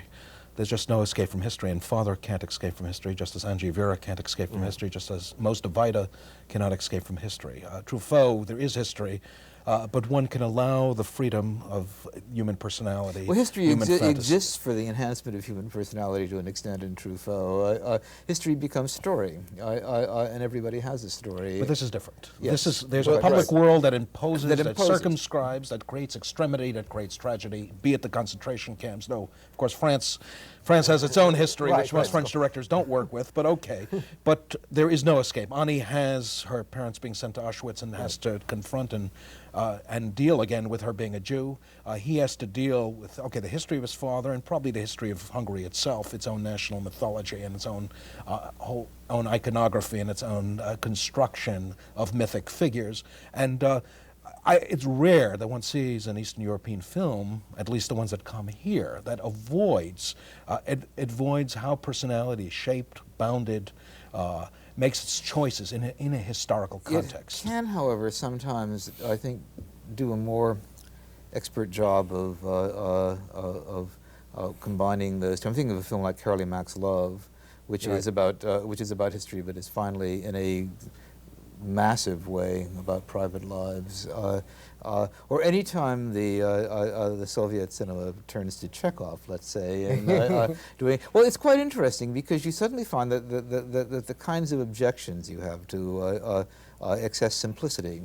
This is particularly true of Soviet rather than other Eastern European films. That tends to evaporate in the presence of a masterpiece. There's also, I'd like to mention a film that is not screened as much as it should be in our country. There's a Soviet film, the late Andrei Tarkovsky's The Mirror, which is a film that deals explicitly with personal memory of an era and does it in an utterly non-schematic way. It's one of the films that got Tarkovsky into trouble because people had problems finding an easy relationship between history and personality in it because the film confounds that. I think Szabó goes on as I hope our viewers will have a chance to discover a couple of weeks from now, in something like 25 Fireman Street, where the protagonists are not children who are naive about the forces of history, but we have adults who are looking back over how their life has been influenced, their personal lives, but also in which their personal lives are caught up in a web of historical forces, not a line of historical forces, but a kind of web that catches them and from which they can't really extricate themselves. I just want to say one word that I wish sometimes American cinema would learn from Eastern European cinema, at least the significance of history and human consciousness, that it does have a role in the shaping of human life, that the public and private have some interdependence. Well, I think we all, that's a topic for another long series, as a matter of fact, the portrayal of history in American cinema and the denial of it. That'll be your John Ford series. That'll be, that's exactly, how did you know that, Roger? Well, because it's one that needs to be done. Exactly. We have to, in fact, stop on our question about the relationship between Eastern European versions of history and Western. If you'd like more information about this series or about cinema studies, graduate or undergraduate, at the College of Staten Island, drop us a line. Drop it to Cinema Then, Cinema Now, the College of Staten Island, New York, 10301. Let me give you that information again, okay? Drop it to Cinema Then, Cinema Now, the College of Staten Island, New York, 10301. Well, Roger, we disagree about some aspects of the film, but that's what the show is all about, and it's been a pleasure having you here. Look forward to having you back sometime. Lenny, since we have offices next to one another, we see each other a lot, but it's always a great pleasure having you on the show, bringing your expertise. I hope that our discussion here leads you to thought and discussion at home that you enjoy. Thanks for joining us.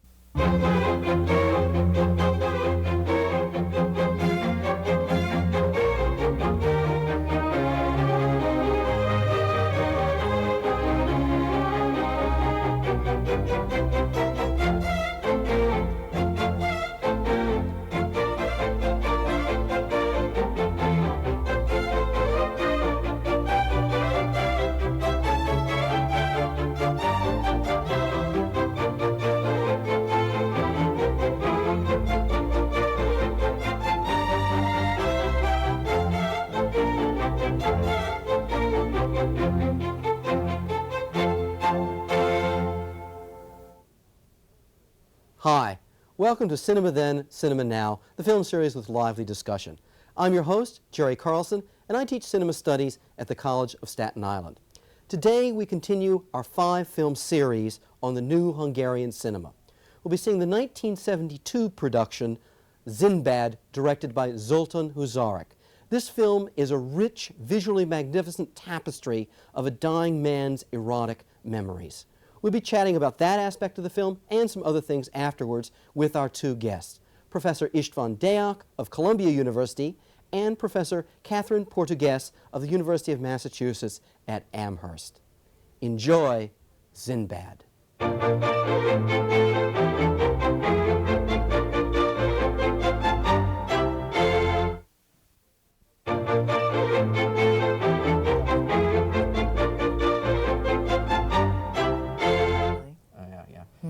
Hi, welcome back to Cinema Then, Cinema Now. I hope you enjoyed Szindbád. I think there's a lot to talk about this film, and we'll get on to that as soon as I've had a moment to introduce today's two guests. To my left, I have the pleasure of having today Professor Catherine Portuguese. Catherine's an associate professor of comparative literature at the University of Massachusetts at Amherst. She's the former director of women's studies there.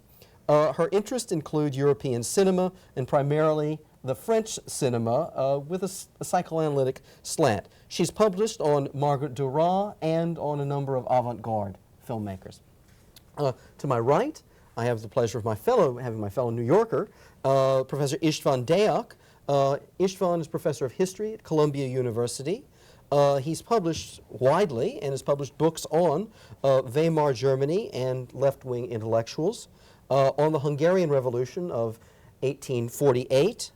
He's a regular contributor to the New York Review of Books, and is currently finishing a social history of the officers of the Habsburg Empire. A book I think the two of us were very interested in reading as soon as you get it finished and get it through a press. István, I'd like to start with you as the resident historian with Hungarian credentials on the show. This film is explicitly set at a particular historical moment, turn of the century Hungary. What was turn of the century Hungary? What was it like? What was it a part of? And how well does this film, do you think, portray it, evoke it, whatever? Well, Hungary was part of the Austro-Hungarian dual monarchy, a very strange concoction created in 1867, and made two halves of the same state equal partners, Austria and Hungary, so as to have, and that's really rather unique, as to have a state with two governments and two capitals. And Budapest was supposed to be as important as Vienna as a capital. Of course it wasn't, because Vienna was a much older city, more beautiful city, a richer city, but the Hungarians made tremendous effort to catch up, especially by developing their capital, Budapest. And I think that the film shows that very well, partly the old city, Buda more than Pest, because that's the historic part, on one bank of the Danube, but also glimpses at modern life, nightclubs, restaurants, which was also Budapest, because Budapest was the fastest developing major city in Europe at that period, expanding as fast as Chicago. Is that? Yes.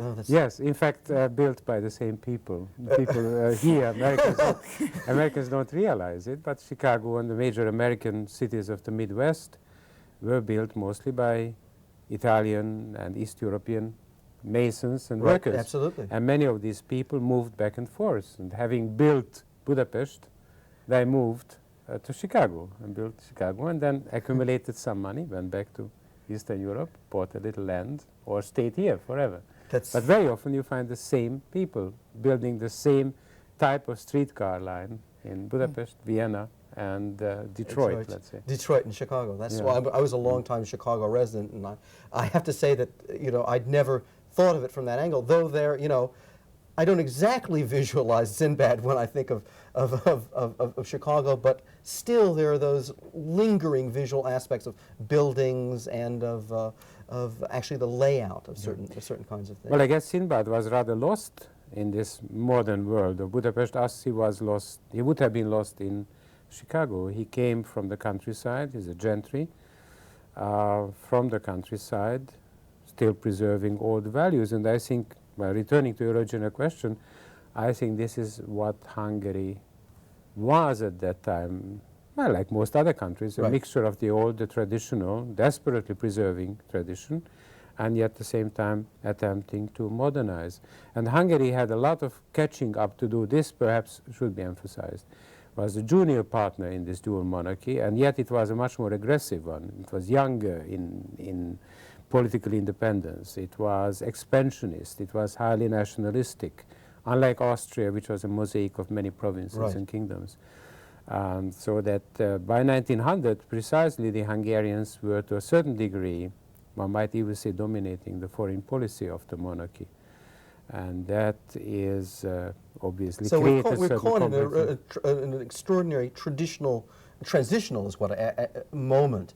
I mean, they're expansionist on the one hand, yet on the other hand, there is this notion that there is a certain integrity to a traditional Hungarian culture that's to be preserved. Well, expansionist and at the same time worried to death because they were, after all, still a small nation dominating a large kingdom within a much larger empire. Right. The Hungarians were made up barely 1/2 of the Hungarian monarchy. The rest were nationalities. And the Hungarians, of course, were very worried about the intentions of the nationalities, and not without reason. Okay. Well, let me use the notion of a transitional period to make a transition over to Catherine. And let's take another glance at 1900. One of the things we were chatting about a little bit before the show is that this is quite a moment in European culture and literature as well. What aspects of that? Well, I suppose it's difficult not to think of Freud when one thinks of 1900. And I think it's the particular atmosphere of this film that made me wonder about the writer, Gyula Krudi, and the world that he was evoking, which is the world that the film is based upon. Though, as we know, it's a combination of several of his, I think 3 of his works about Szindbád, not just a single one. Right. In a sense, I got a feeling of a certain fin de siècle, sort of evanescent world, and almost an overwrought emotional world at the same time. Perhaps some of that is due to the acting, but particularly to the representation of the female characters. Absolutely. Now, it's interesting, Catherine, because in this series, those people who've already seen a couple of films, they will have seen Márta Mészáros' The Girl last week, and there's another Mészáros film that will be coming up, Adoption. Mészáros is known as one of the most distinguished women filmmakers in the world, and she makes a break. I mean, she shows women from a woman's point of view. Exactly. This film is interesting because it is so exclusively the male point of view of woman. Right, right. I mean, I think we certainly are meant to see the character of Szindbád as anguished and a suffering Don Juan who somehow is never really satisfied with his many conquests. But the very editing and the very internal structure of the film tends to condense the women characters into a sort of endless flow of femininity. It's very hard sometimes to distinguish among them. I remember wondering, perhaps you had this feeling too, who was who? Oh, yeah, I think that's strong. I've seen the film now a number of times, and even with the advantage of a preview cassette, so my little machine, I can stop and look at something. No, but there is that impulse to check, because certainly images are so fast. You say, now wait a minute, was that the image of the lawyer's wife, or was that the goldsmith's wife, or whatever? And it's very, very difficult to untangle them in some way. Well, one thing that they all seemed to have in common was that they lived for love, and that one didn't have much of a sense of a life beyond that of the amorous encounter with Szindbád. That's not to say that there was no pleasure involved for the women, certainly to the contrary, but looking at it from the perspective of today and also wondering how someone like Mészáros would see this material. Well, one of the things I'm struck by about this is, just to come back to your Freud point for a second, is that these are the memories of this, presumably of Szindbád. We don't necessarily, on a first viewing of the film, understand that fully until the end, how it's explained exactly how he came to be in the cart, and that that this is a presumably fatal heart attack. But they aren't they're controlled, but they're also uncontrolled. There seems to be a movement in the images that's conscious. Here are my loves, here are my triumphs, but there are ways in which they go out of control. Right, and that's the use of what I think is very much the Alain Resnais sort of flashback technique, in which you have very fast cuts in the retrospective mode that seem to constitute a sort of unconscious of the film. Exactly, and this is extremely involuntary aspect to it, and it seems as if things darken. I mean, because the film begins, of course, with the two girls with the dance in the beautiful sunlit glade. If I glade, yeah, glade. Very Sunlit- painterly. Very painterly. And then, of course, by the time we get to the flower girl and those memory, I mean, the memory of her throwing herself out the window, the quality of the visual image frequently darkens, or we go to the different seasons. It's really quite something. Yes, and I think probably for me the key moments were those with between Szindbád and his older mistress, the one who says that she, having been a forsaken and forgotten mistress, now feels much more like his mother. Yeah. And perhaps it's that connection between the mother and the lovers that makes one think of Freud. Yeah, that's right. Well, does this fit in with other, I mean, aspects of the culture at the time? I mean, we've talked about it, it being historically accurate, but what is this milieu that somebody like Krudi, or the author of the stories, comes out of? Well, all these stories are autobiographical, and these mistresses existed, this love life existed. Krudi was a real person, and everything that he describes, more or less, happened to him, apparently, including attempted suicides and tragic ends to what started out as a very light story. On the other hand, Krudi was unique. He was recognized in his lifetime as a unique personality, respected, liked, almost adored because of that. He didn't fit anywhere. He didn't belong to any group. He didn't belong to the Nyugat group, the so-called Westernizers. He didn't belong to the populist.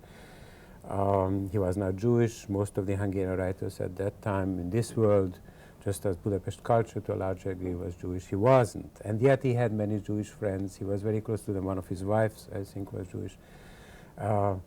He preserved his totally different identity from that of the metropolis in being the real gentry from the countryside who liked eating and drinking and womanizing.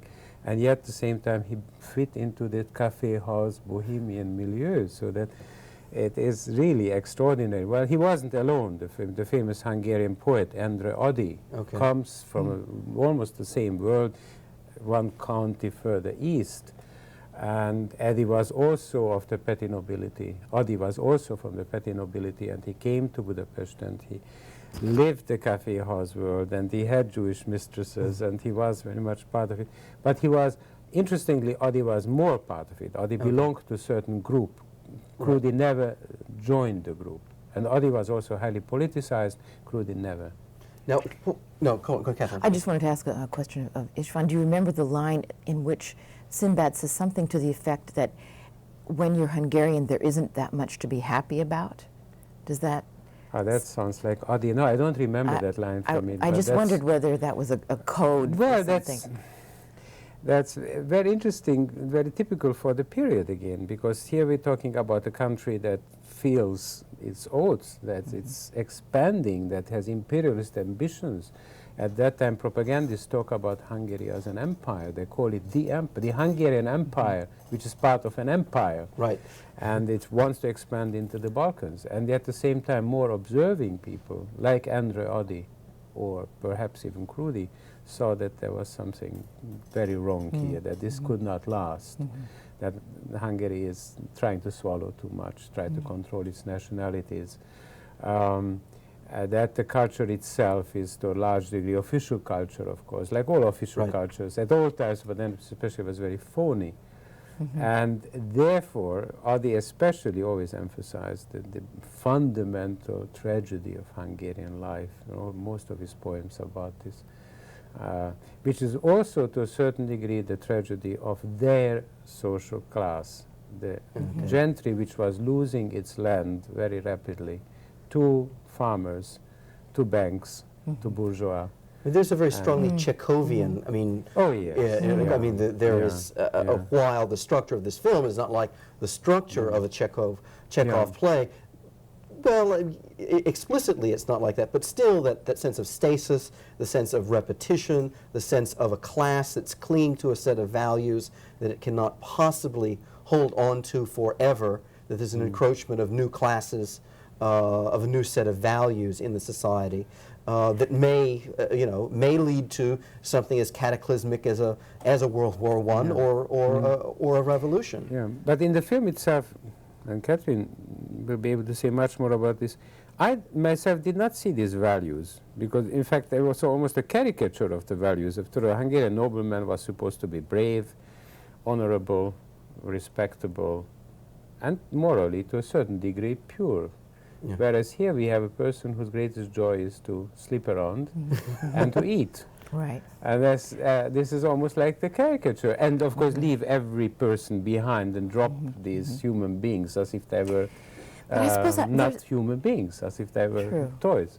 But it seemed to me that the atmosphere of the film conveys a kind of depressive tone, and that some attitude of the director toward that very issue is embedded in the tone. I mean, it was perhaps in the delivery, we were speaking before about that, the delivery of the lines of Szindbád, which is particularly flat in its affect. Yes. I mean, the affect, the emotional charge seems to be supplied by the women characters.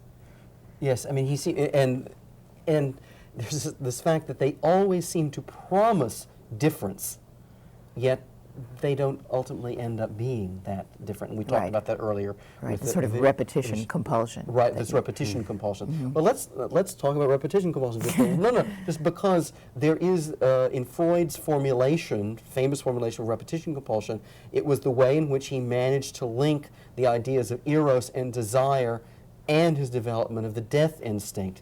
And there's so many images in this film that seem, I mean, one doesn't know whether Crudi was influenced by this, whether it was, simultaneous genius, whether in fact when Huszárik was writing the script and developing it, he was interpolating these materials. But one thinks of the image of Szindbád in the graveyard, Cemeteries, in the yes. cemeteries, and and then his caressing the woman's breasts as she leans against the elaborate cross. Gravestones, And yes. of course, it makes perfect naturalistic sense that if he is seducing women in these small towns, one of the places where they would go for walks that would be of beauty, that would be the cemetery. So it makes Sort of natural. Madame Bovary. Well, sort of. absolutely. I actually sort of thought of teaching this film and Madame Bovary together. But in the other way, I don't like the word symbolic, but it is. In a symbolic way, we end up, there's always this way in which eros and death are interacting in this film. Yes, in fact, there's even dialogue to the effect of, well, there is the suicide of the one young woman who expresses the desire to die. And then there's also the other woman, whose name I can't remember just now, who speaks to the desire for the permanence of love and making that almost wishing that they could die together. There's something very, a sort of love-death, Liebestod theme that runs through it. And that is also, struck me as a highly eroticized part of the whole film. Well, the images of decay and the embers and the leaves falling. And of course the opening montage, which we see even before we see Szindbád, combines these images of life and death. And we have the flower opening, we have the embers closing down, we have the leaves so beautifully captured, but we see them captured in ice. Right.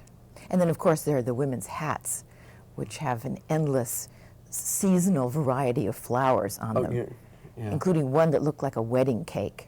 That white one. Now that brings us to another aspect of this film related to physical pleasures. I think maybe we should ask a man who knows something of Budapest restaurants about this. There's a lot of food in this film. Before we were taping the show, just chatting, you were saying that the bone marrow scene, it's a shocking scene.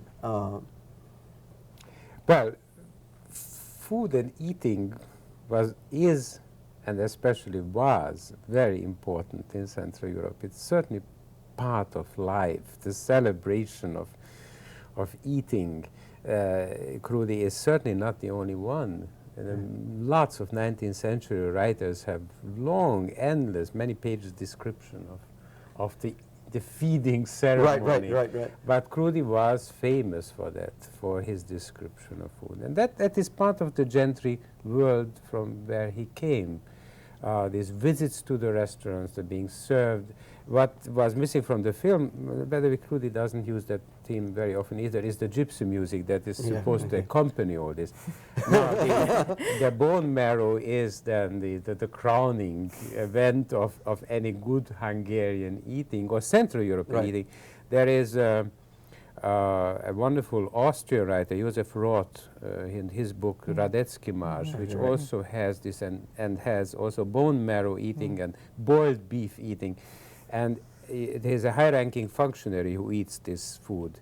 And when you read it, you realize, when you see the film, as the film was made, that he is imitating the emperor. The emperor is eating the same thing. And everybody in Austria and in Hungary was eating this kind of food in sort of conscious imitation of the emperor's eating, although himself, the emperor, was eating very badly and too fast. but the idea was that this is what, to a certain degree, this is what ties the empire together. There are certain things that hold the empire together. The Americas held together to a certain degree by hamburger. Right. Yeah. Right. And in the empire, it was boiled.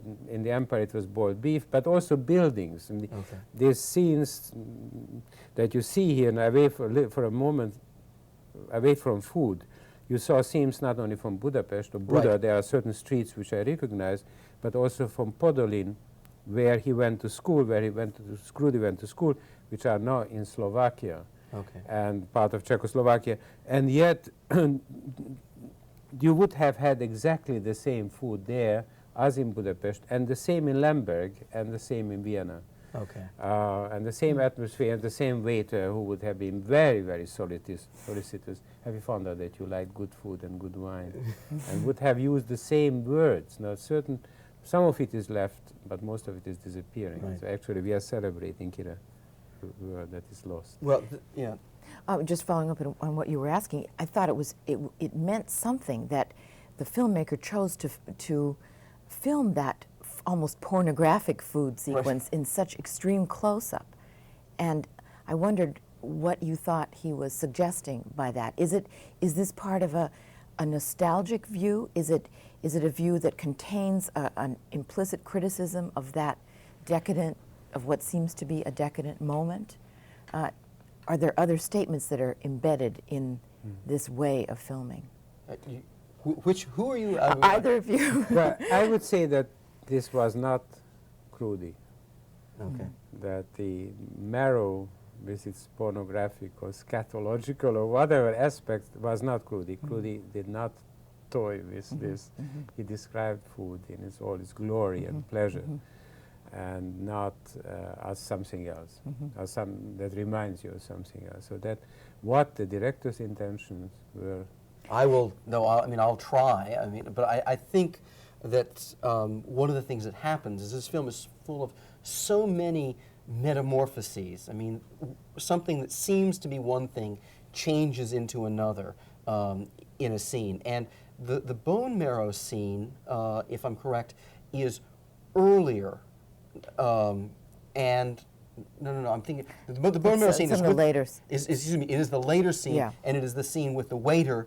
And eventually we have the story of the waiter's wife and the admission. So I think it's part of that sequence in which the whole ritual begins, exactly in what István is talking about, in this celebration of, I am part of this particular culture, I will have this decorum with you as the waiter, we will go through these rituals of these stages, and yet, just as so much about Szindbád's love life has gone off the track, there's so much that he chooses to inadvertently admit about himself through these memories. So this meal goes off track. Goes out of control. Goes out of control as well, and this thing that's supposed to be this, I think the word pornographic is perfect because it's supposed to be, the complement, the culinary complement to the erotic aspect of his life, and it turns pornographic, as so many of these affairs have turned out to be.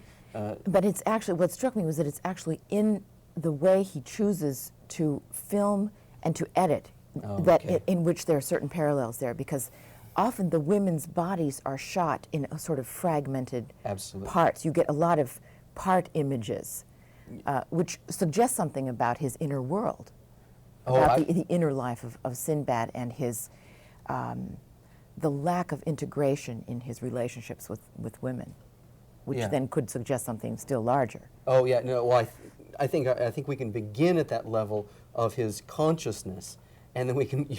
The film does try to move from that level out to a kind of generalization about this world that he's living in, because this is a world that remains.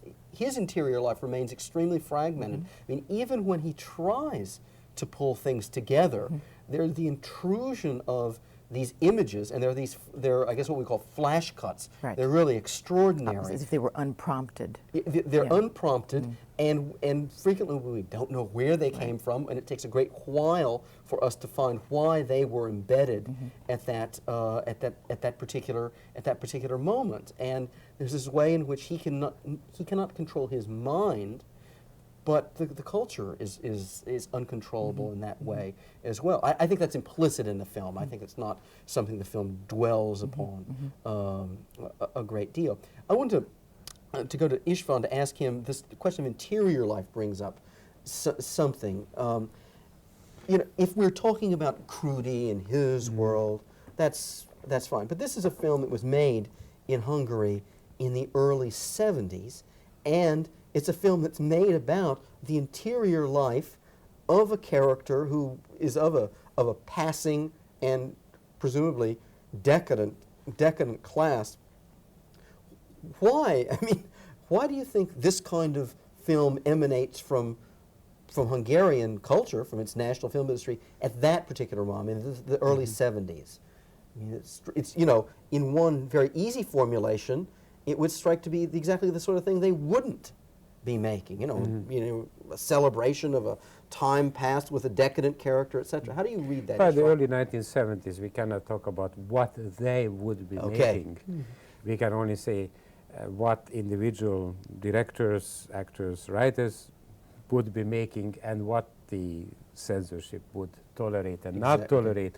And the censorship, especially in the early 1970s, would tolerate a lot. And there is nothing in this film that is not acceptable to those authorities that occasionally cut out certain scenes from films or do not allow certain films, but there is nothing here that would be objectionable. Now, there were tremendous changes that have taken place in Hungary in the last 30, 40 years, just as tremendous changes have taken place in the miniature in the view of Krudi and his literature, because in the, as you mentioned, we were chatting before, late 1940s, early 1950s, at the time of socialist realism, Krudi was recognized as a great writer because he was so popular, or as an important writer, but with criticism of his inability to rise above his class barriers, and what the critics then, in sort of desperation, said, yes, but he was critical of his own society, and that's already a sort of progressive thing.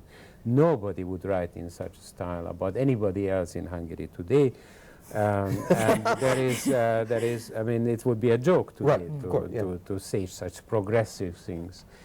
So that his evaluation in the early 1970s was very controversial, because people could have many different views on the same issue. And there is a great deal of nostalgia in this film and in this period, because that's a period in which Hungary was great, in which peoples were not cutting each other's throat, and it's a period when Central Europe was free and not under foreign military occupation. And when life had a certain type of gentility and certain traditions were still respected and certain rules of the game were played.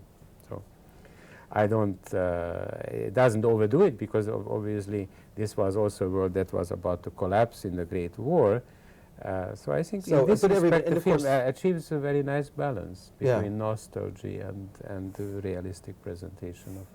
Yeah. Okay. Well, I think we're going to have to end now on this note of a nostalgic balance. Of all those kinds of things. I think it's an extremely rich film. I know we had chatted beforehand about how we could talk about this film in the tradition of modern European literature and filmmaking, the representation of interior states. We've mentioned Anna René in France before. There's a lot left to talk about, but we can't do that now. Next time. Next time. Speaking of next time, if you'd like to know more about Cinema Then, Cinema Now, or about graduate studies of cinema or undergraduate studies of cinema at the College of Staten Island, drop us a line. Drop it to Cinema Then, Cinema Now, the College of Staten Island, New York, 10301. Let me give you that information again, okay? Drop that to Cinema Then, Cinema Now, the College of Staten Island, New York, 10301. Well, Catherine, it was a pleasure having you here. Glad you could come down from Massachusetts. Thank you very much. Great. István, glad you could come down from the Upper West Side and bring your expertise about matters Hungarian and historical. Well, I hope that our discussion here leads you to thought and discussion at home that you enjoy. Thanks for joining us.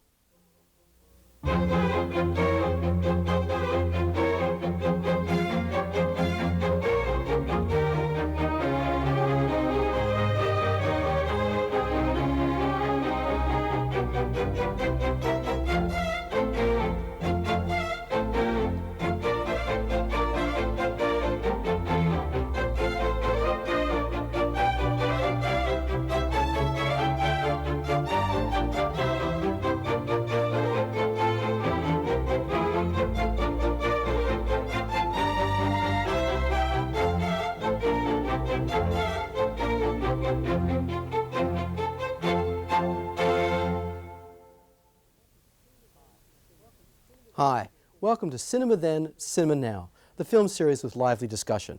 I'm your host, Jerry Carlson, and I teach cinema studies at the College of Staten Island of the City University of New York.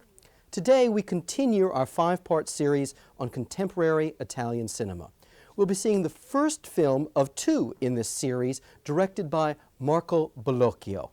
Today's film is China is Near. It's an analysis of the politics, sexual and social, of a small Italian city during an election period. It's also a wild, fast-paced comedy. We'll be talking about a number of aspects of the film immediately following today's screening, and as usual, we have 2 guests.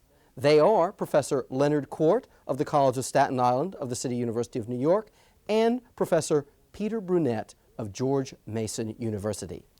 Enjoy Marco Bellocchio's China is Near.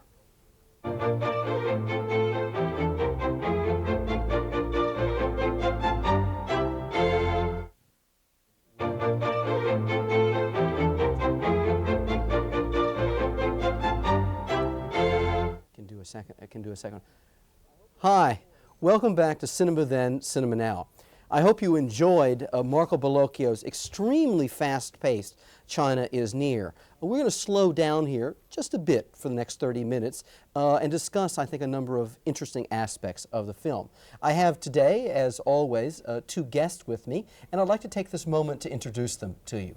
Sitting to my left, and not for the first time on the show, I might add, is my colleague from the College of Staten Island of the City University of New York, Leonard Court. Lenny is co-coordinator of the Cinema Studies program at the college. He's recently completed a book about the Vietnam War and how it was represented on film. The book is called How the War Was Remembered, and we'll all be looking for its publication. Lenny also occupies his time, in addition to his historical and critical interest, with some film journalism. He's widely published in that field and is in fact an associate editor of the distinguished film magazine Cineas. Sitting to my right is Professor Peter Brunette.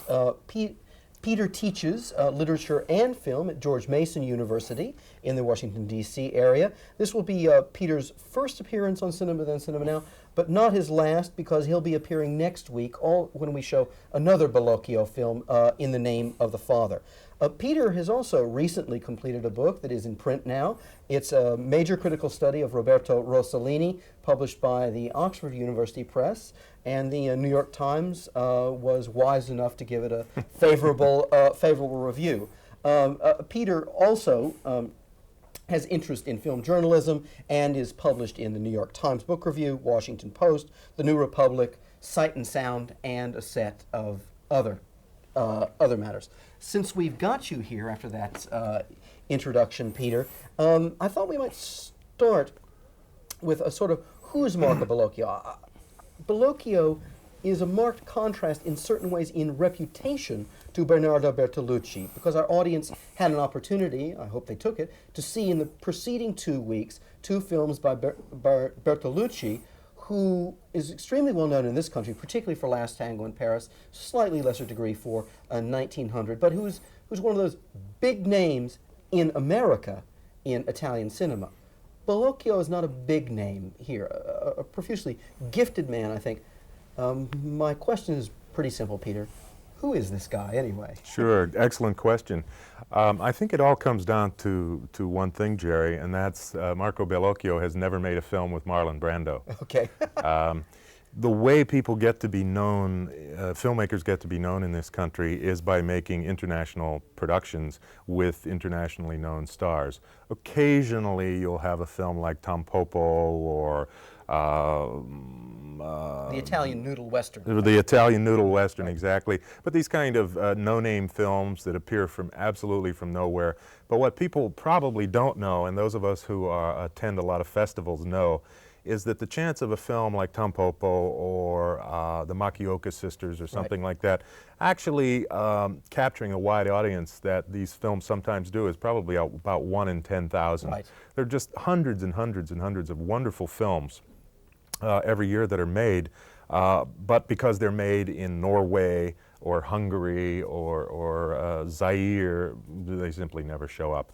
Bellocchio and many other Italian directors who are equally unknown here has been making wonderful films for about 20 years, but they're very, very, as you saw, having just seen this film, they're very, very political films, and which is always a no-no in the American market, of course, first of all. And second of all, they're thought by many to be very, very specific to the Italian context, and that they can't really be understood by Americans. Now, obviously, I think that's silly. Let me give you a little bit of background on him. He is a middle-class kid who has been, on occasion, a Marxist, sometimes a very schematic, a very kind of ideologically driven Marxist. Other times he takes a kind of a comic overview of this kind of thing. He wandered into the Italian consciousness with an incredibly powerful film called, in Italian it's called I pugni in tasca, which is Fists in the Pocket, made in 1966, I think it came out. This film, I showed it to my students last year, and even 20 years later, it is incredibly raw. And I think Bellocchio was something like 25 or 24 when this film came out. So suddenly he was the enfant terrible, and became very well known in Italy again. But that film is so particular to the Italian context that it didn't have much, reputation. It never gathered much reputation internationally. The film that we just saw, La Cina è vicina, it's called in Italian, which is a nice pun there. China is near. La Cina è vicina, was made the year after Fists in the Pocket. And the way I've always seen this film is a kind of a comic version, if you will, of the same themes that we find in Fists in the Pocket. According to me, now not everyone agrees with this, but I believe, and I'm not saying this critically or negatively, but I believe that Bellocchio has basically been making the same film over and over and over. He is obsessed by sex, politics, money, the church, what else? And Family, of course. the family and Don't forget psychoanalysis and all of that, right? Right. And the whole psychoanalytic questions. And basically what he does, he's drawing the connections among these things over and over and over again in completely different ways, but the core is always the same. Yeah, so he fits into this category of obsessive artist. Yeah. And those are the ones we're finally most interested in. At least I'm the most interested in. You know, people that are making films not just to make a lot of money or to make themselves famous, but are making them because they have to. Well, I mean, let me just take 3 quick but very large examples. Among 3 of the most respected 20th century novelists, classical modernist authors, everybody would say that William Faulkner, D.H. Lawrence, and James Joyce all kept writing the same novel over and over again, obsessed with roots, obsessed with location, obsessed with certain kinds of concerns. Yeah. Well, this film has a particular political resonance to it, and I'd sort of like to turn slowly but surely to our associate editor of a journal of politics and film, Cineast. What about this political angle in Bellocchio? Well, I would say the key to the movie is a critique of the family, an attack on the family, but politics clearly play a profound role in the film because the family, which is an upper bourgeois or even upper class family, it's not clear, they'd have the Contessa, Helena, but the family manifests bourgeois attitudes, but Vittorio, probably the main figure in the film, is become a candidate for the Socialist Party, which is part, at that period of time, of a 4-party coalition with the Christian Democrats running Italy. Bellocchio, obviously, has utter contempt for the Socialist Party, and at this point in his life, for the politics of compromise, the politics of parliamentarism, the politics of gradualism. And in the movie demonstrates how a Socialist Party, which is, from his perspective, somewhat ossified, a comic force, a force without any ideology, seems to have chosen this candidate because he offers a kind of upper class cachet to the Socialist Party. But the candidate, and Vittorio, has no ideology at all, has bounced from party to party, including being vaguely sympathetic to the ultra-left. Absolutely. And being a fellow traveler to the CP as well, or the PCI in the Italian terms. And, Explicate PCI in Italian terms. Just tell me about that. Okay, the Communist Party in Italy was and is a much more sophisticated party than the Communist Party, let's say in the Soviet Union or in any of the satellites, or in France, or in America. Right. It was a sophisticated party. By 67, 68, I don't think it made a commitment to historic compromise yet, but had been committed to parliamentary politics, had dropped the class struggle essentially from its polemical line, had been committed to, by then, beginnings of alliances, at least within local and regional elections, and had committed itself to a politics which, from an ultra-left, or from Bellocchio's perspective, was open to contempt, was meaningless, was essentially no different than the bourgeois politics of the Christian Democratic Party. Yeah. Let me add something to what Lenny's saying, though, to set up here our own little political dialectic. Okay. I think what is also important to see, I agree totally with what Lenny just said about Bellocchio's critique of the ruling parties. And by the way, for those people in the audience who aren't aware at all of Italian politics, they should understand that a socialist in Italy is not necessarily a Karl Marx figure. Oh, I mean, a socialist in Italy is like a Democrat. I mean, really, a sort of maybe Teddy Kennedy would almost be the equivalent of a socialist in Italy. So it's not, you know, some revolutionary crazy. It's not off to an extreme of the political Absolutely perspective not. at all. And even the communists in Italy are a very tame group, and there are many jokes that go around in Italy about the communists with their huge villas and their boats and their big Mercedes and all that. So-called Mercedes Marxists. Exactly, Mercedes Marxists. They seem to have a lot of those in Italy. So he is making the critique of those parties, there's no question. But at the same time, what I find so great about the film is that he is making terrific fun of the Maoists. Oh, absolutely. You know, and this Camillo, to me, the whole film kind of is summarized in the notion that here's a kid who's in a Catholic school. He's a Maoist. He's in a Catholic school, and he thinks his sister is a virgin. Yes, that's what, I That's right. thought she was a virgin. And this, at first you think he must be joking. No, but that's the point he's making. And that beautiful opening sequence there, it's early on in the film, it's not in the opening, when he's reading that political tract and everybody else is falling asleep and they're throwing the ball to the dog just to harass him. I mean, that's, for anybody who has sat through a boring political meeting, which was correct politically, but, say, quite removed from the real world, yes, they'll yes. appreciate that scene. But I think that Bellocchio, who is at this point somewhat sympathetic to that left, still has the capacity to undermine it, to understand that at least this Maoist, who is not a member of any large organization, this is a provincial town, it's not Rome or Turin, it's a town, I think, of 50,000, 55,000, that this Marxist, or this Maoist, is terribly infantile, is obviously very frightened and very anxious sexually, and the film goes through all sorts of elaborate devices for him to both, I assume, to lose his virginity, and at the same time utterly committed to the church, because he does not seem to be facetious or satiric about his own commitments to the priests or to the school that he is a student at.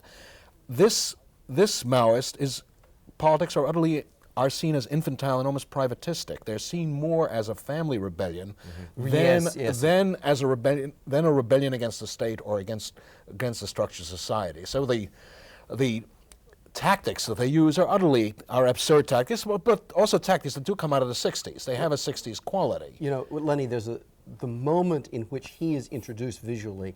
I mean, it's a mark of the style of this film, how much Bellocchio gets out of that moment, because we'll remember he's looking at himself, but we can't quite tell it's a mirror. He's looking into what is a poster, a cliche of Marxist solidarity of the masses coming out of an aesthetic of a socialist realism, and he's comparing himself with one of those heroes of the public. That's what he's comparing. But then, when his friends arrive, we hear them arrive, and he turns and we see he's been looking in a mirror. Right. So what we see, we thought he was looking at a picture, and what he's actually been doing is examining himself, and it's the perfect visual exposition of the essential narcissism of what he's... Yeah, I would say the politics are essentially masturbatory. They are the politics, and this is in retrospect, but a lot of the politics of the late 60s and of the ultra-left were.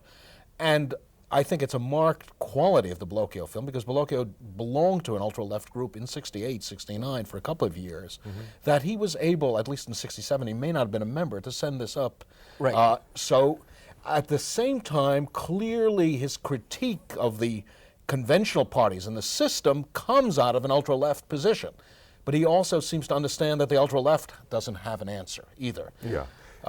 And I think what's important to see, and I'm sure you'll agree with me completely on this, Lenny, is that what we don't understand in America, I think what we tend to do in America is think that politics are something extra. In other words, that you can be the way you are, and you can be a professor, or you can be whatever, and then there's completely accidentally whether you're a Republican or a Democrat. Because, basically from my perspective, I see them as pretty much the same thing. Certainly from an Italian perspective, a Republican and a Democrat are virtually indistinguishable. But in Italy, everything is politicized. So many, in a state government agency, for example, there have to be so many communists on the board, so many socialists on the board, so many Republicans, so many liberals, because there are 13 major parties in Italy. So it's something, Lenny's exactly right to put this in the context of the family, because this is the quintessential scene of Italian cinema. If you want to be really reductive about it, in other words, you could say Be it for a moment. Sure. Peter. All Italian cinema is about the family. Fellini does it one way. Where would Fellini be without the family, right? Without these crazy scenes around the dinner table, which is the site of all this familial anguish somehow. He does it more in a comic vein.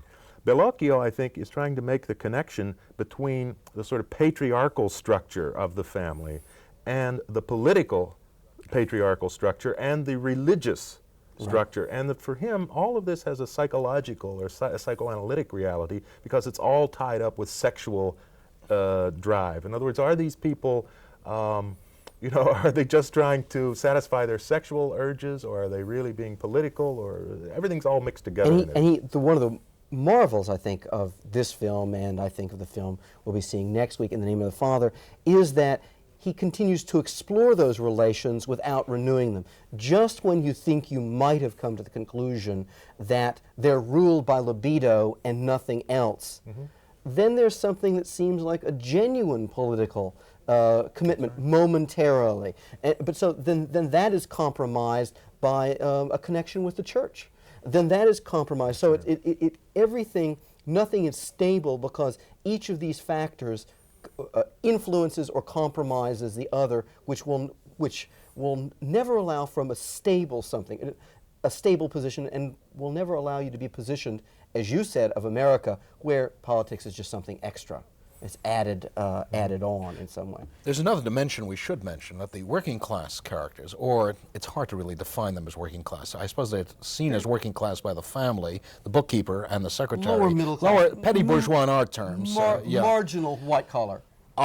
It's odd, clearly have more energy than the upper bourgeois, than the power elite, who seems to have decayed and desiccated and become desiccated and ineffectual and comic. And even Elena, who for a moment seems competent, the next moment seems hysterical, fragile, and close to collapse. But the working class, in its avidity is essentially a quest for absorption, for entry. And that fantastic scene where he is looking at the glass and she and her possessions, and one sees her in reflection, Elena in reflection, feverishly, almost panting, visibly, but not in terms of sound, but visibly panting for him, is just, I mean, it just sums up metaphorically his desires, both for her as a sexual object and her possessions as an extension of her. And at the same time, the working class characters, none of the characters are corrupt or evil. They're not defined in absolute terms, in terms of agitprop cliches. At the same time, I wouldn't say they're subtle psychologically either, but they're just people who have the usual selfish drives for mobility, for success. And Carlo, the working class man, is clearly more intelligent than any of the other characters in the film. Yes. Yeah, well, there's also that marvelous moment in which Carlo, after Carlo and Giovanna have strayed into the arms of the upper class, in which he says, well, it's not that I'm unattracted to her. But he says, well, but she does have money, so I'm more attracted to her. But I think I'm explaining myself poorly. It's not that I just want her money. I'm attracted to her as well, and it's a scene of a charming forthrightness about how he can't sort out these motives. He said, of course it would be different if she was poor, but that doesn't mean I wouldn't like her some. Yeah, I think one of the things that Bellocchio is saying here is that ideological purity is a luxury of the upper class. Yeah. In other words, you'll remember that the serving girl or the secretary, her status is kind of ambiguous. She upbraids her boyfriend at first for working with the professore to take him as a candidate, because what kind of a socialist can he be? And he sort of says, "Gee, yeah, you're right," but in fact goes ahead and does it. So you can be saying on one hand, you could think that Bellocchio is attacking this lower stratum of society, saying that, well, look, all they're really interested in is material possessions, and they have absolutely no interest in a more sort of class solidarity. But in fact, they don't have any options. In other words, this is the only option that's open to them, whereas the upper class people are already operating out of a very luxurious position. So they can afford to be, Camillo, for example, can afford to be a Maoist. Well, this also, this is something that becomes very clear in the use of setting, because the first scene is Carlo and Giovanna, who have to be in the councilman's office putting benches together to make love. That versus Elena's luxurious bedroom suite. It's given in terms that anyone would understand. Where do you want to spend your erotic encounters? On wooden benches or in a lovely bedroom? But there's another thing, because by 68, 69, when he joins this ultra-left group, this Maoist group, ultimately he leaves because he says he could not understand. Bellocchio leaves because he could not understand their desire to construct this mythic abstraction of the people. Right. That for him as a filmmaker, as an artist, he could not deal with these abstractions about the people because it had so little to do with reality. So he was not one to buy any phantasms about the people.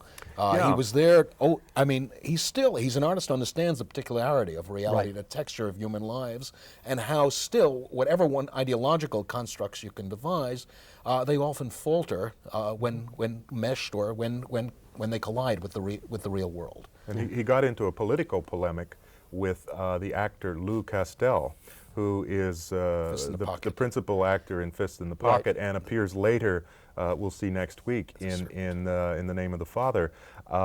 Lou Castel was more leftist than Bellocchio, and he felt that Italian cinema, period, was just a bourgeois, it was sort of a functionary of the bourgeois system, and really didn't want to, or had wanted to have as little to do with it as possible. Bellocchio's position, I think, was always much more realistic, in that, you know, if we were in a truly revolutionary situation, sure, then let's go for it. But given the fact that our situation is definitely pre-revolutionary, this is one way, the Italian cinema is still one way of changing and molding consciousness. And he was always interested, clearly, and in recent years even more so, and clearly the notion of some kind of psychological transformation or redemption through love, through human connection, through relationships. Though even here, he has a notion of normal madness. In Leap in the Void, a later film, he defines madness often as leading a claustrophobic family life, that the bourgeois family or the family itself constructs patterns of pathology, which are the day-to-day madness, which can't be just defined as pathology, but are just our daily routine of madness. So, I mean, here's a man who did not see answers as purely political, institutional in nature. He always saw them within some kind of psychological and personal level as well. Let me just pick up on a word you've been using, and that is seeing, because I think to see this film is quite an experience. Now, with the rise of some more sophisticated, I think, commercial American television in the last 5 or 10 years, audiences, I think, a certain audience may be used to rapid movement among the development and exposition of a number of plot lines, keeping all of these things straight.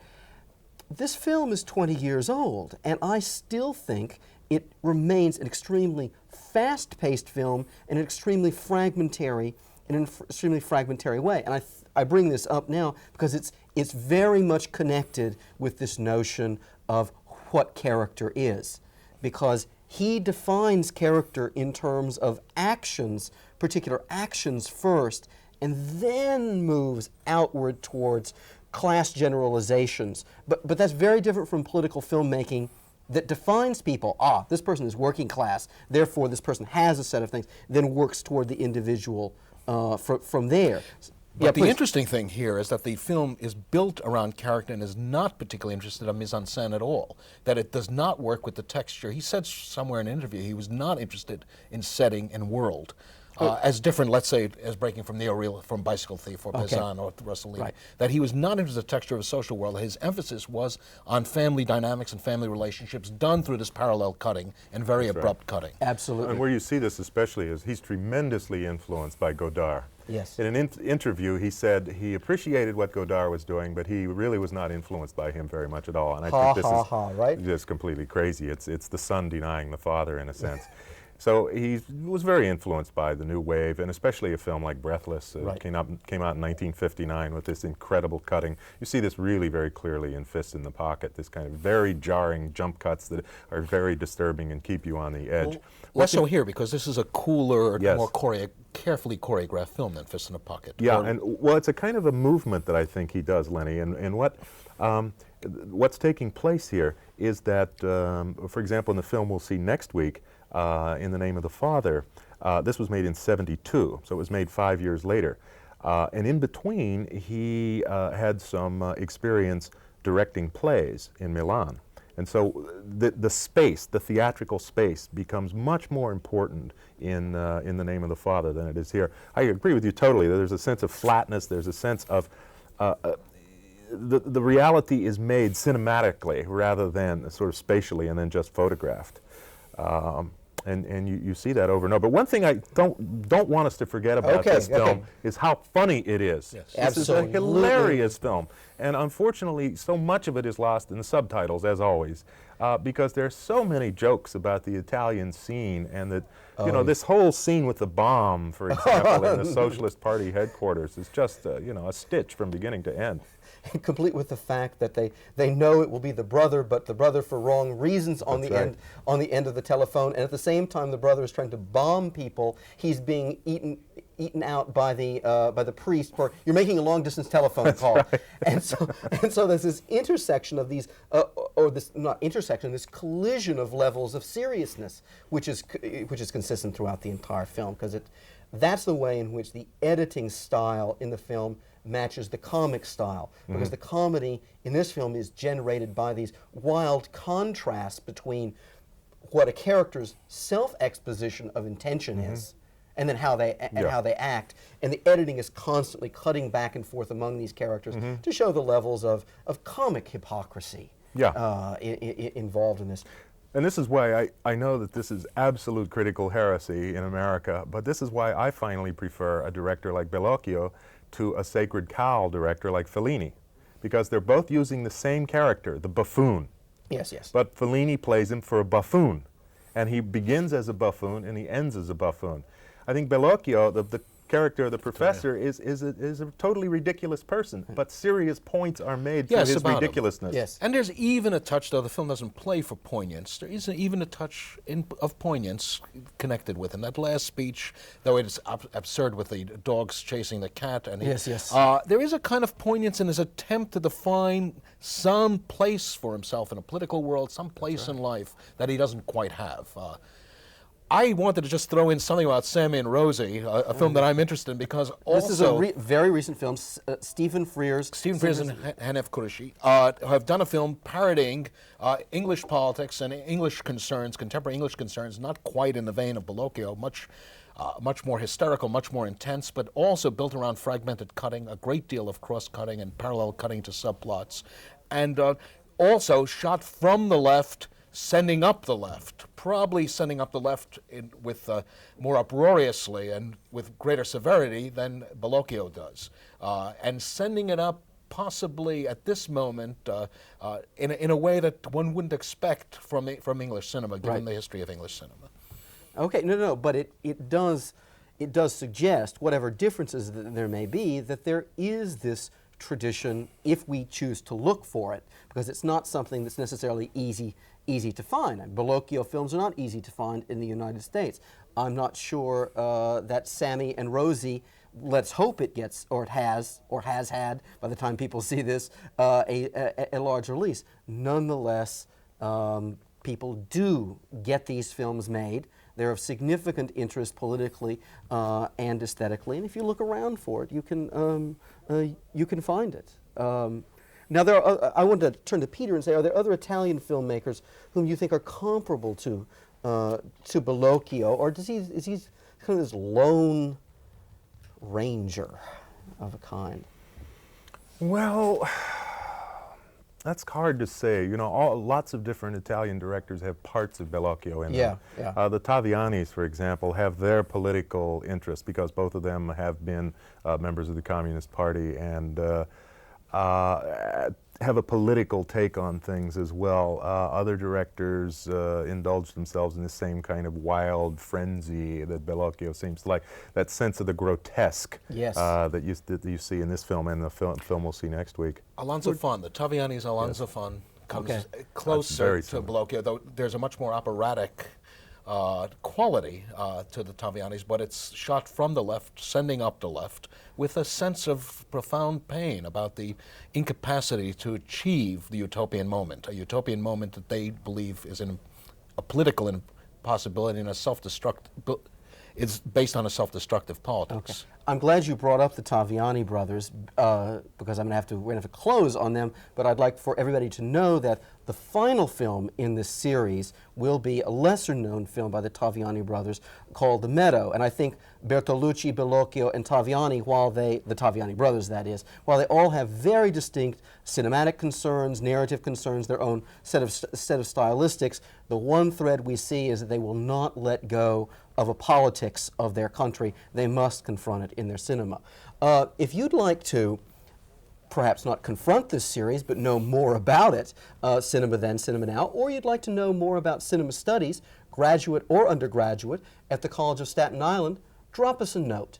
Drop it to Cinema Then, Cinema Now, the College of Staten Island, New York, 10301. Let me give you that information again, okay? Write to Cinema Then, Cinema Now, the College of Staten Island, Staten Island, New York, 10301. Well, Lenny, it's a pleasure always having you here. We bump into one another quite frequently. Yeah. And Peter, thanks for coming up from the DC pleasure. area. We look forward to having you back next week and hearing more about Marco Bellocchio from you. I hope that you've enjoyed our discussion here, and I hope it leads you to thought and discussion at home that you enjoy. Thanks for joining us. One of the amazing things